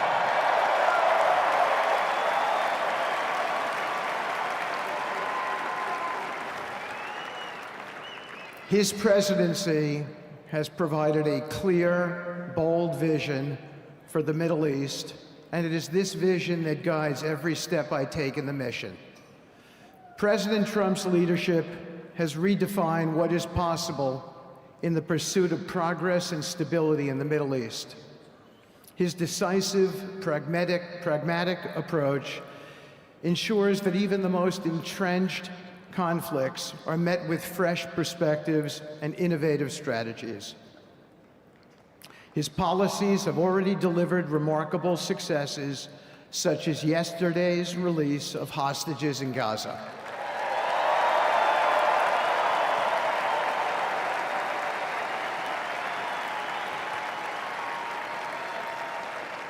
Thank you. This achievement demonstrates the strength of President Trump's leadership and the respect he commands on the global stage. It is yet another example of his ability to deliver results in the most complex and challenging situations.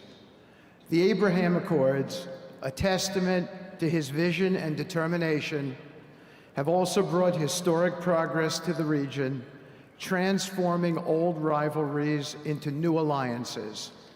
These agreements are not merely symbolic. They represent a practical roadmap for peace, economic cooperation, and mutual respect across nations. My role, as President Trump has tasked me, is straightforward yet profoundly challenging: to turn his vision into actionable outcomes. He sets the agenda, he lays the framework, and he inspires people like me into bold action. My responsibility is to implement his vision, engaging with leaders across the region to find pathways towards sustainable peace and stability. And let me tell you, having Donald Trump as a boss makes this task not only possible, but far more effective.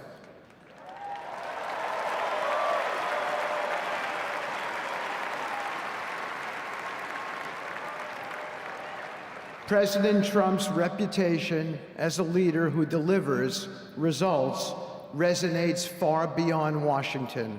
Leaders in the Middle East know he means what he says.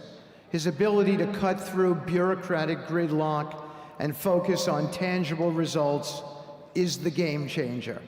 It allows me to approach delicate negotiations with the confidence that the full weight of the United States is behind me.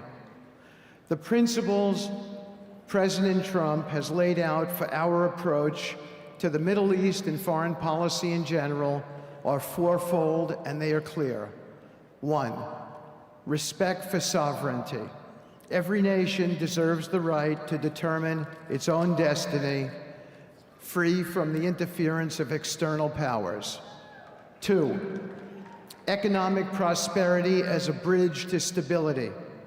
Through economic partnerships and investment, we can build a foundation for cooperation that transcends historical grievances. 3, courageous diplomacy. Real progress requires difficult conversations and bold decisions, and it is through these that trust is built and maintained. And finally, 4, reciprocity and accountability. The United States requires reciprocal actions from our partners. We are done carrying the financial burden for nations that are unwilling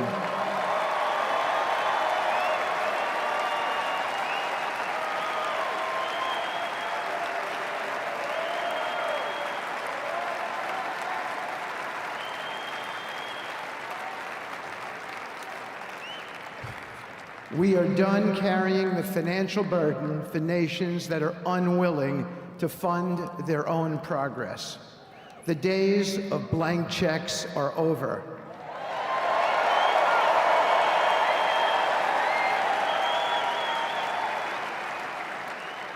Partnerships under President Trump's leadership must be equitable, and contributions must reflect shared commitments to our goals. In my work, I've seen firsthand how these principles resonate. They provide a foundation that transcends politics and speaks to the shared humanity of all people in a region. Leaders across the Middle East recognize that this Trump administration is serious about results, not symbolic gestures, but real, meaningful progress that improves lives. Thank you.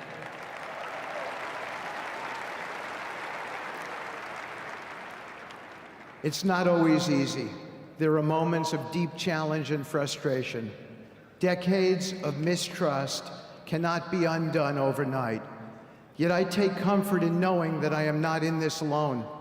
President Trump's clarity of vision ensures that I never have to question what success looks like. His leadership provides the confidence and direction necessary to navigate these complexities. As we move forward, my commitment is to continue the work of advancing President Trump's vision for the Middle East.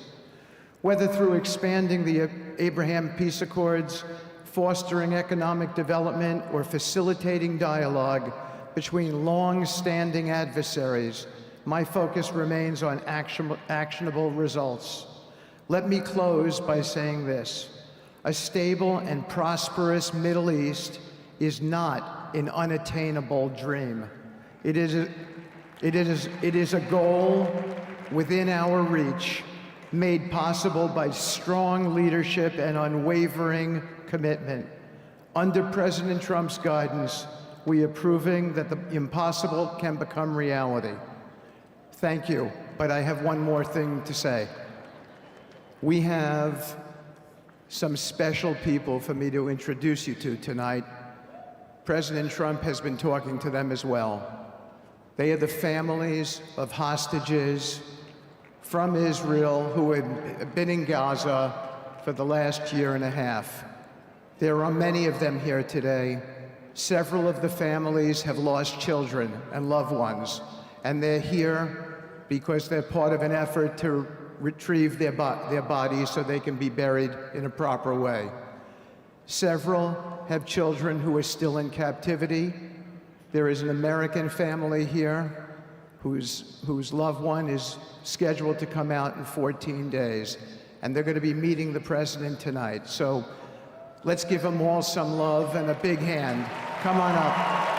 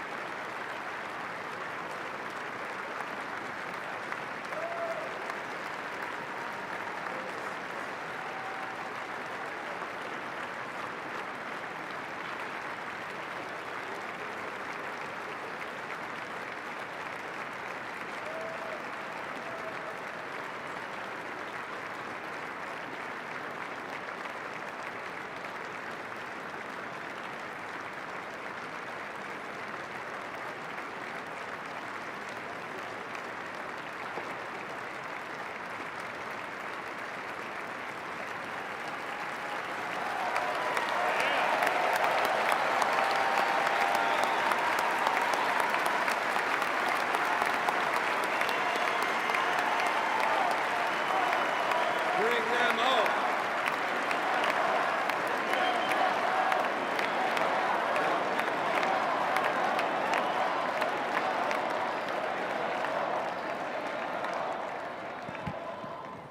And now, I get to introduce my dear friend and the President of the United States, Donald J. Trump.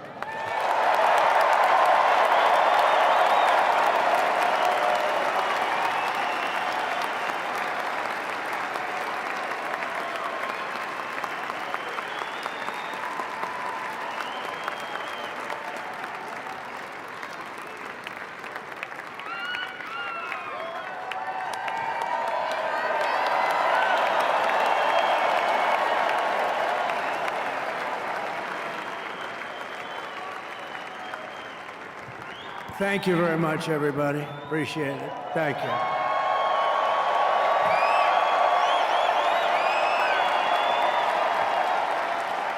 So now the work begins. We won, but now the work begins. We have to bring them home.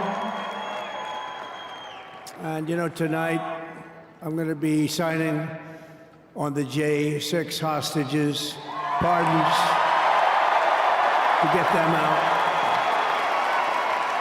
And as soon as I leave, I'm going to the Oval Office and we'll be signing pardons for a lot of people, a lot of people.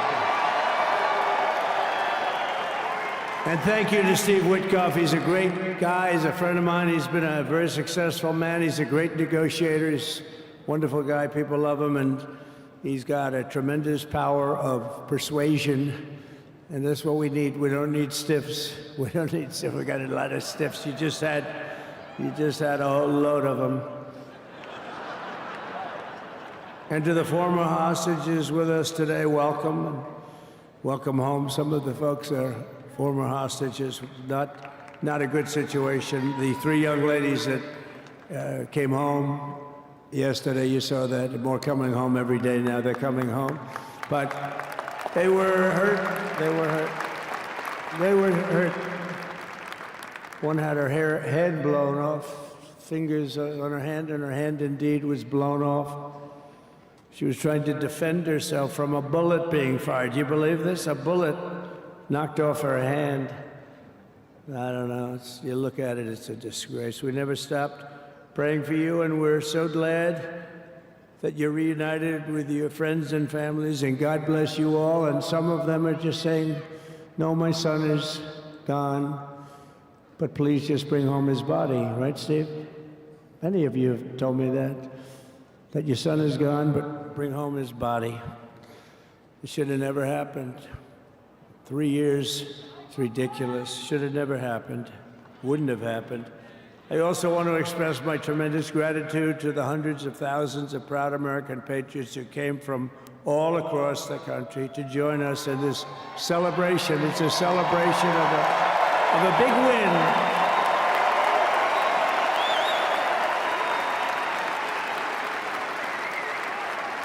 And you're witnessing the dawn of the golden age of America. That's what it's going to be. We're bringing it back. We're going to bring it back fast. We're going to bring it back fast. Let us also thank the incredible service members, National Guardsmen, Police, Secret Service, and law enforcement personnel who are keeping us all safe, even though they are great people. New York's finest. I grew up with New York's finest, and we got to give them their authority back. You won't have any crime. There'll be no crime. You give them little authority back. The whole way they run things in this country now, it's disgraceful. But it's going to change rapidly. We're going to make our cities safe again, too. Even though we're indoors, we've had a magnificent inaugural parade. And let's give a big round of applause. They were great. To all of the incredible performers and hardworking men and women who made it possible. Those people, really talented, amazing people. I also want to thank my wonderful family for being here, especially my beautiful wife, our First Lady, Melania.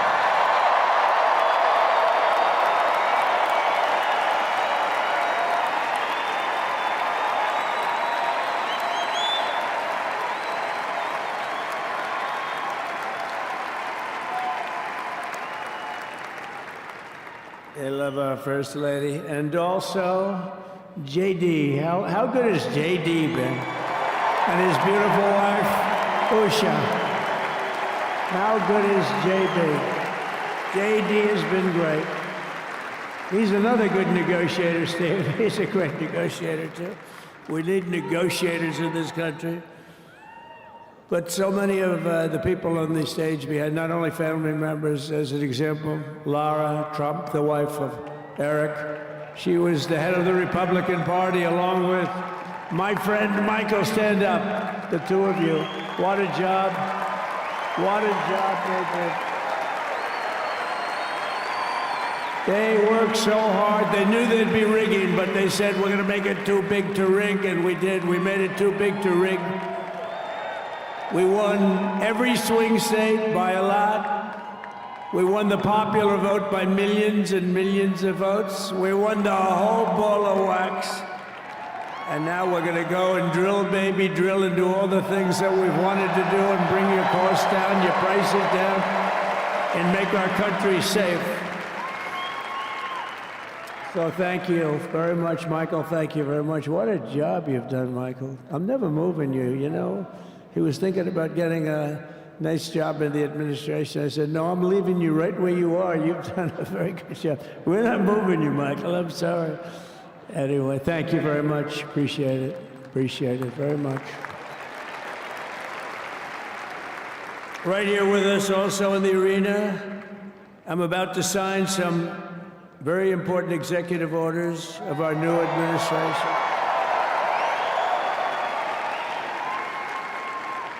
Hey, Don, will you stand up, please? Don is another one. How about Don? This guy.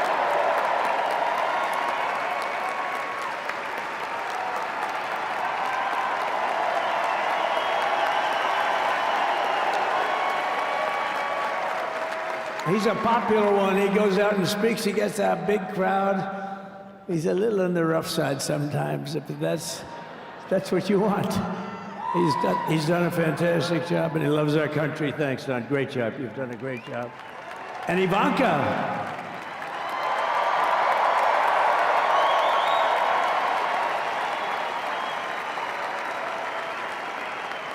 And you know, Jared negotiated the Abraham Accords, which are the biggest, it's the biggest deal made in the Middle East in many, many years, and it's really something. Jared, stand up, Jared. The Abraham Accords.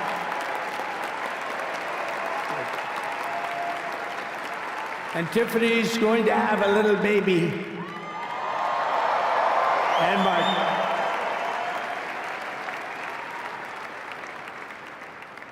And then I have a very tall son named Barron. Has anyone ever heard of him?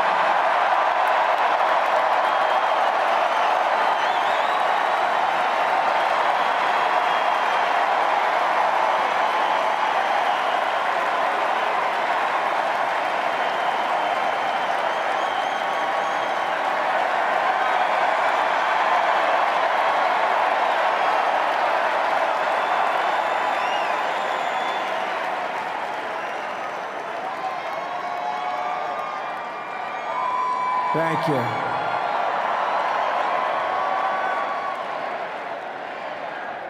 He knew the youth vote. You know, we won the youth vote by 36 points. And he was saying, Dad, you got to go out and do this one and that one. And we did a lot of them. And he respects them all. He understood them very well. And he said, Dad, you got to go out, do Joe Rogan, do all these guys. And we did. We did, and Joe Rogan was great. They were all great, right? Darren, they were all good. He understood the market. Another famous one, how about Kai? Stand up, Kai.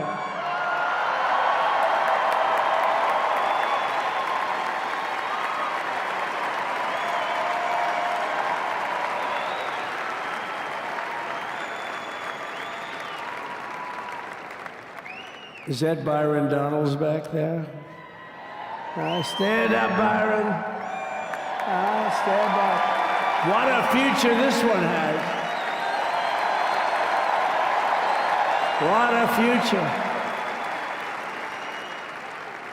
That's great, Byron. Thank you very much. And how about Lutnick, Secretary of Commerce? He's going to take in more money.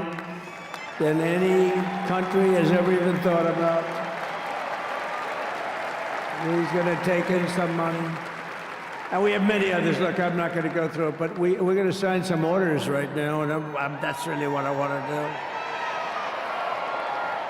So we're going to sign executive orders. First, I'll revoke nearly 80 destructive and radical executive actions of the previous administration, one of the worst administrations in history. Maybe not one of them, the worst. Anybody that would allow millions of people to pour through our borders from jails, prisons, mental institutions, insane asylums, gang members to be taken off the streets of Venezuela and deposited in our country, and many, not just Venezuela. You know, crime in Venezuela is down 74% because they took their criminals and gave them to us through an open border policy of the previous administration. All over the world, they're emptying their prisons into our country. They're emptying their mental institutions into our country. It stops as of 1 o'clock this afternoon, okay? It stops.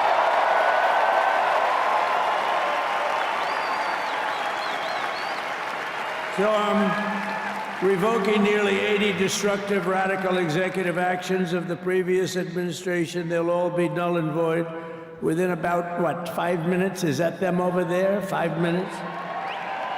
And next, to gain immediate control of the vast federal, out-of-control bureaucracy, I will implement an immediate regulation freeze, which will stop Biden bureaucrats from continuing to regulate. Most of those bureaucrats are being fired. They're gone.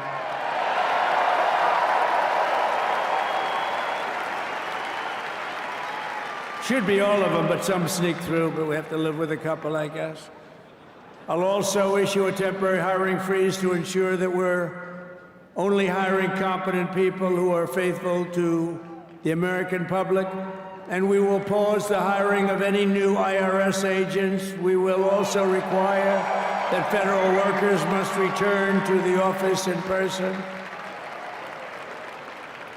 And we're going to take the 88,000 people that they hired to go after you with guns. By the way, they're allowed to use guns and harass you like they were so many other people. Remember this. Okay, remember? Do you remember a little statement about tips? Does anybody remember that little statement? I think we won Nevada because of that statement. But they went out and harassed you over the tips. In other words, we are restoring control of our government to the people. We're going to take those 88,000. Let's see if they'd like to work on the border, because that's what we want them really involved.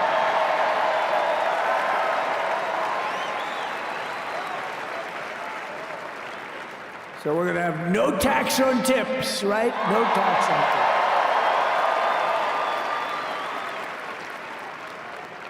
And we may have, like the Speaker of the House, is he here? He's done such a good job. Is Mike here? He's around here someplace. I saw him just a little while ago. Hello, fellas. Look at you guys. Yeah, I know it. He's great. He's doing great. They're all doing good. The Republican Party has never been unified like it is right now. They want to save our country. And we're going to more than save it. We're going to make it greater than it's ever been before by a lot. Next, I'm going to sign a presidential memorandum directing every member of my cabinet to marshal every power at their disposal to defeat inflation and rapidly bring down the cost of daily life, because your costs have gone through the roof in the last 4 years. Perhaps you didn't notice. Does anyone notice their costs are like double, triple, quadruple? You can't buy bacon. Apples have doubled in price. You want an apple, anybody? Pay twice what you did 2 years ago. We'll put more money in your pocket, and we'll bring back the American dream and to reduce energy costs and liberate our economy. So we have more oil and gas than any country in the world, and we're going to use it. We're not going to do the wind thing. Wind. Big, ugly windmills, they ruin your neighborhood, they ruin you. If you have a house that's near a windmill, guess what? Your house is worth less than half. And did you see up in New England with the whales? You see what's happening? So they had 2 whales killed in about 14 years. Last year and the year before, total, they had 28. So if you're into whales, you don't want windmills either. And they're the most expensive form of energy that you can have by far. And they're all made in China, by the way, practically all of them. And they kill your birds and they ruin your beautiful landscapes. But other than that, I think they're quite good, right? Now, remember when we used to joke and kid when we were kidding, but we don't kid anymore? They want to watch the debates on television. They want to watch your favorite president on television. But the wind isn't blowing, so we can't watch television that night, Gladys. Remember?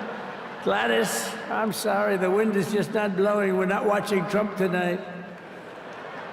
But I'm immediately withdrawing from the unfair, one-sided Paris Climate Accord ripoff. The United States will not sabotage our own industries while China pollutes with impunity. You know, China, I mean, look, they use a lot of dirty energy, but they produce a lot of energy. And when that stuff goes up in the air, you know, it doesn't stay there. It's not like you got a wall. We love walls, don't we? Not like you have a wall around and it doesn't. It floats into the United States of America after 3.5 to 5.5 days. It floats across the oceans and it comes right over your neighborhood and it falls into your neighborhood. So they all say, we have to fight for cleaner air, but the other dirty air is dropping all over us. So what the hell are they talking about? Unless everybody does it, it just doesn't work. You know, we had the cleanest air and the cleanest water that this country's ever had under the Trump administration, and we didn't do anything to stop jobs and stop production. Believe me, you're going to see a lot of companies come pouring back because tariffs. I always say tariffs is the most beautiful word to me in the dictionary. Then I was reprimanded by the fake news. They said, what about love, religion, and God? I said, I agree. Let's put God number one. Let's put religion number two. Love, I don't know. We got to put that number 3, I guess, right? And then it's tariff. Because tariffs are going to make us rich as hell. It's going to bring our country's businesses back that left us. And I'll also sign an executive order to immediately end federal government censorship of the American people. In America, we believe in free speech, and we're bringing it back starting today to stop the weaponization. Oh, do I know about that? These creeps. Deranged Jack Smith. You ever hear of him? Deranged. He's a deranged prosecutor. He's sick. They suck him on me. He's now been reduced to getting on an airplane, going back to The Hague or wherever the hell he came from. We got to get rid of that guy. Hey, was he one of the many people that got a pardon today? Did they pardon Jack Smith? You know, did you know that Biden, while I was making my speech, pardoned his whole family?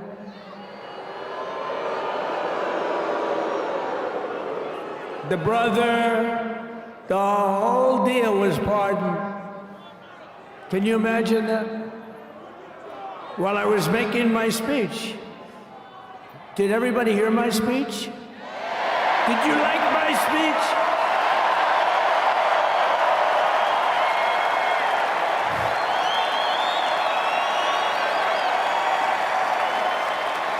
Thank you.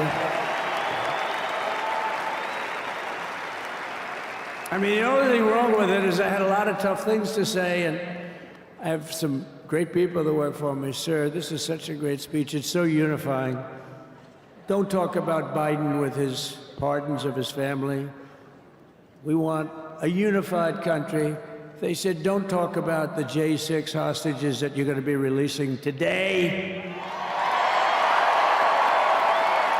Sir, don't put that in your speech, please.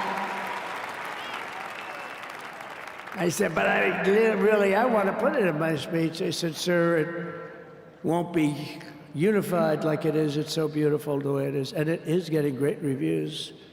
You know, if I put things like that in, I'll get terrible reviews. One little paragraph that's a little bit wrong, the fake news goes crazy, right?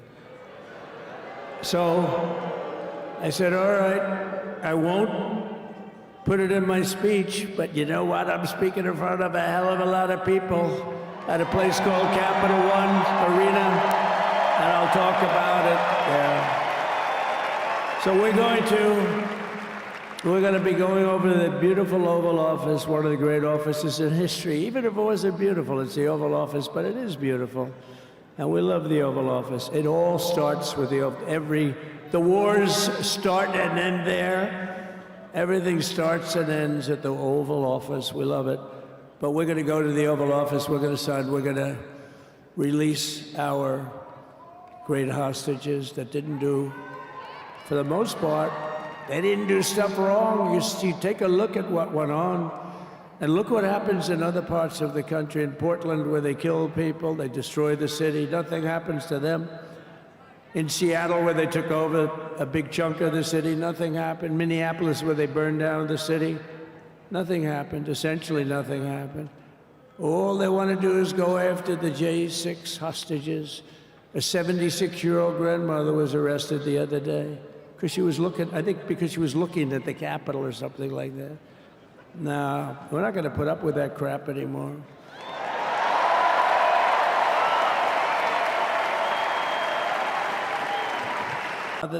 How the hell did this happen? You know what it is? They investigated their political opponent, the opponent of Biden, and then ultimately Kamala. Has anyone ever heard of Kamala?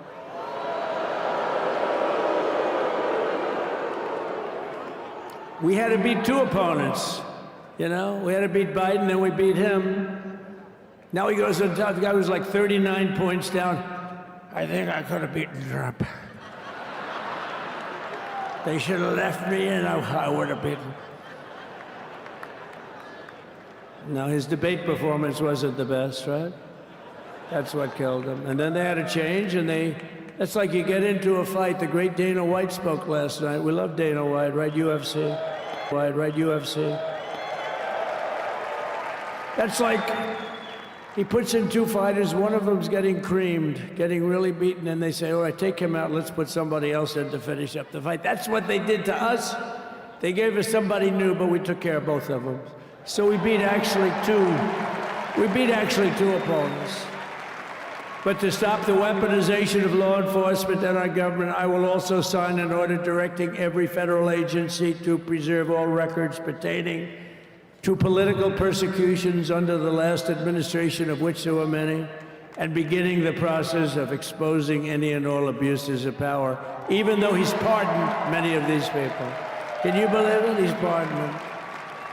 You know why he did it while I was speaking? Because that way I couldn't speak about it. I was speaking. I didn't know he did it. I finished my speech, and they said, sir, he pardoned his whole family. I said, ooh, can I go back out there and talk about it? Somehow that wouldn't be very elegant. Our First Lady would say, please don't do that. But we have plenty of time to talk about it, and we will. We're doing all of this on our very first day in office. You know, don't forget, we've been in this position, really, where we won the primaries in record time. We were the fastest win of a primary ever in political history, which is a very nice thing. It's nice to know. Well, the second election was rigged, so we knew we were doing well. And if it wasn't, you know what? If it wasn't, I would have never run. But the third one was just a monster. Boy, was that a big one, huh? That was a big one. When the second one, we got like 10 or 12 million votes more than the first one. How about that? We did great on the first one. We did much better on the second one. But bad did we do well on the third one. So we're gonna have some fun. It's very simple. We're gonna make our country great. We're gonna make our country great again. We're gonna make America great again. How good a name is MAGA, though, right? You know? I was going to say, keep America great, but unfortunately it wasn't great. Can't say keep it great. It will be great again, but CAG, keep America great, CAG, I don't think it's ever going to replace MAGA. Does anybody like CAG? I don't think so. It's never replacing MAGA. Nothing will ever replace MAGA. MAGA was the most successful political operation, political movement in the history of our country, maybe in the history of the world. Let's see what happens. Because we're not finished yet. We're not finished yet. We got a long way to go. But we're doing this in the very first day in office, and in just a few moments, I'm not only signing the release of the J6 hostages, I'm signing other things that you're going to love. Oh, you're going to be happy reading newspapers tomorrow, and the next day, and the next day, and the next day.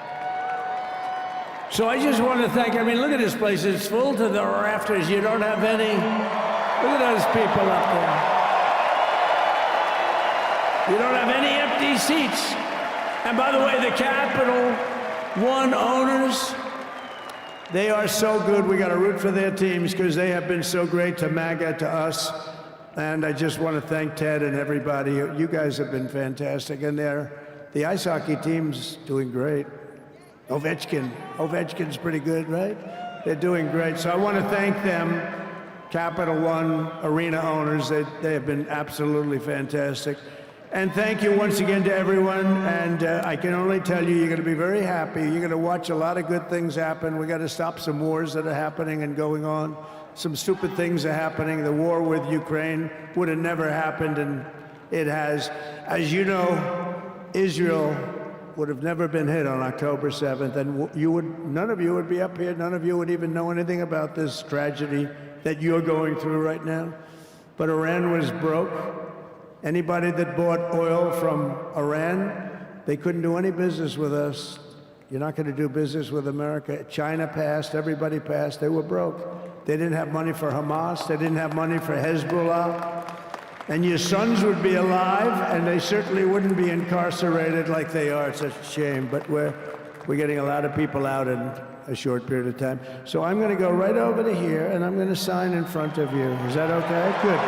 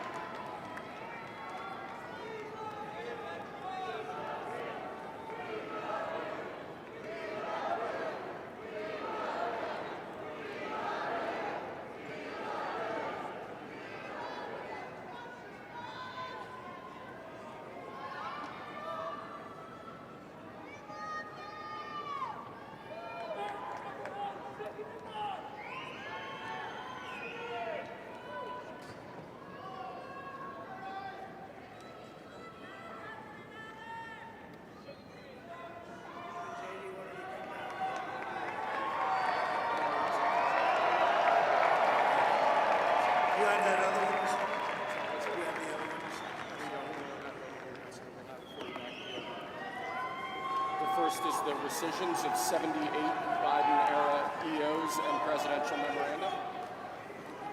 You want to go over that? Do you want to say it? Do you want to say it? Oh, if you want me to, sir. Why don't you say what I'm signing? Sure. The first item that President Trump is signing is the rescission of 78 Biden-era executive actions, executive orders, presidential memoranda, and others.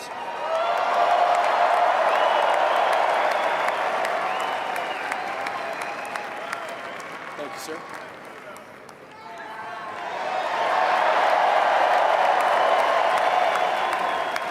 Thank you. The second item, President Trump, is a regulatory freeze, as you announced in your speech, preventing bureaucrats from issuing any more regulations until we have full control of this, the government and this administration.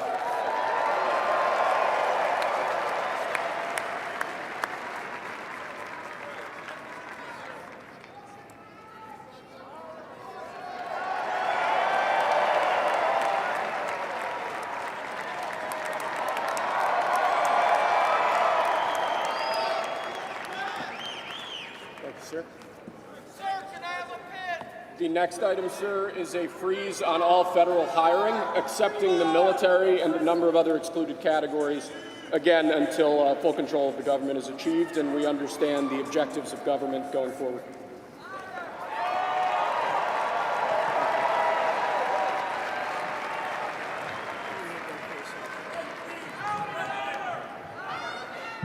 Could you imagine Biden doing this? I don't think so.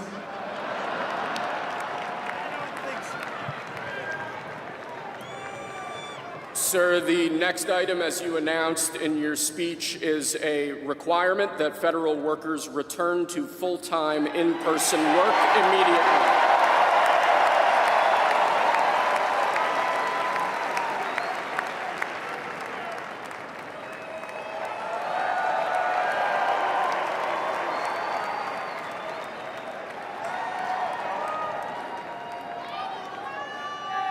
Thank you, sir. Next, we have a directive to every department and agency in the federal government to address the cost of living crisis that has cost Americans so dearly.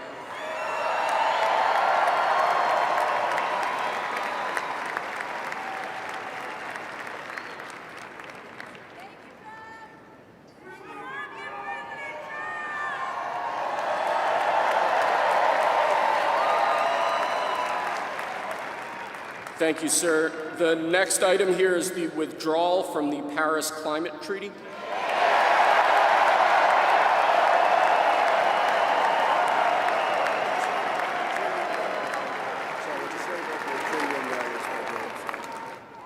Yes, sir.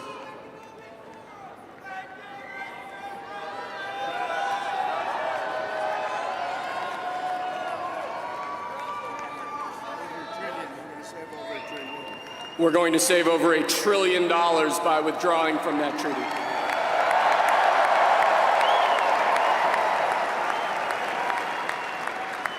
And the next item, sir, is a letter that will be transmitted to the United Nations explaining that we are withdrawing from the Paris Climate Treaty.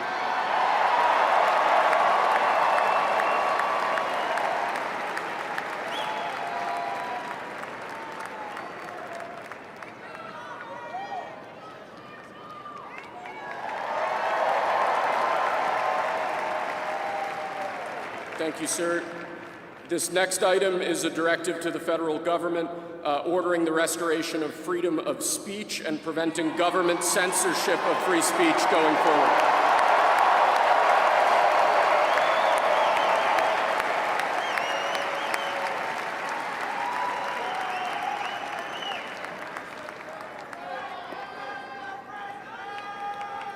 And lastly, sir, before we go back to the Oval Office to sign a large number of other items, is a directive to the federal government ending the weaponization of government against the political adversaries of the previous administration, as we've seen.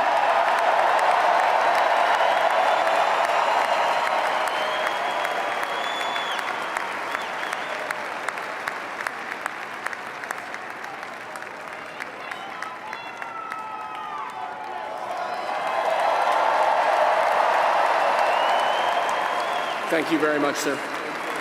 Appreciate it.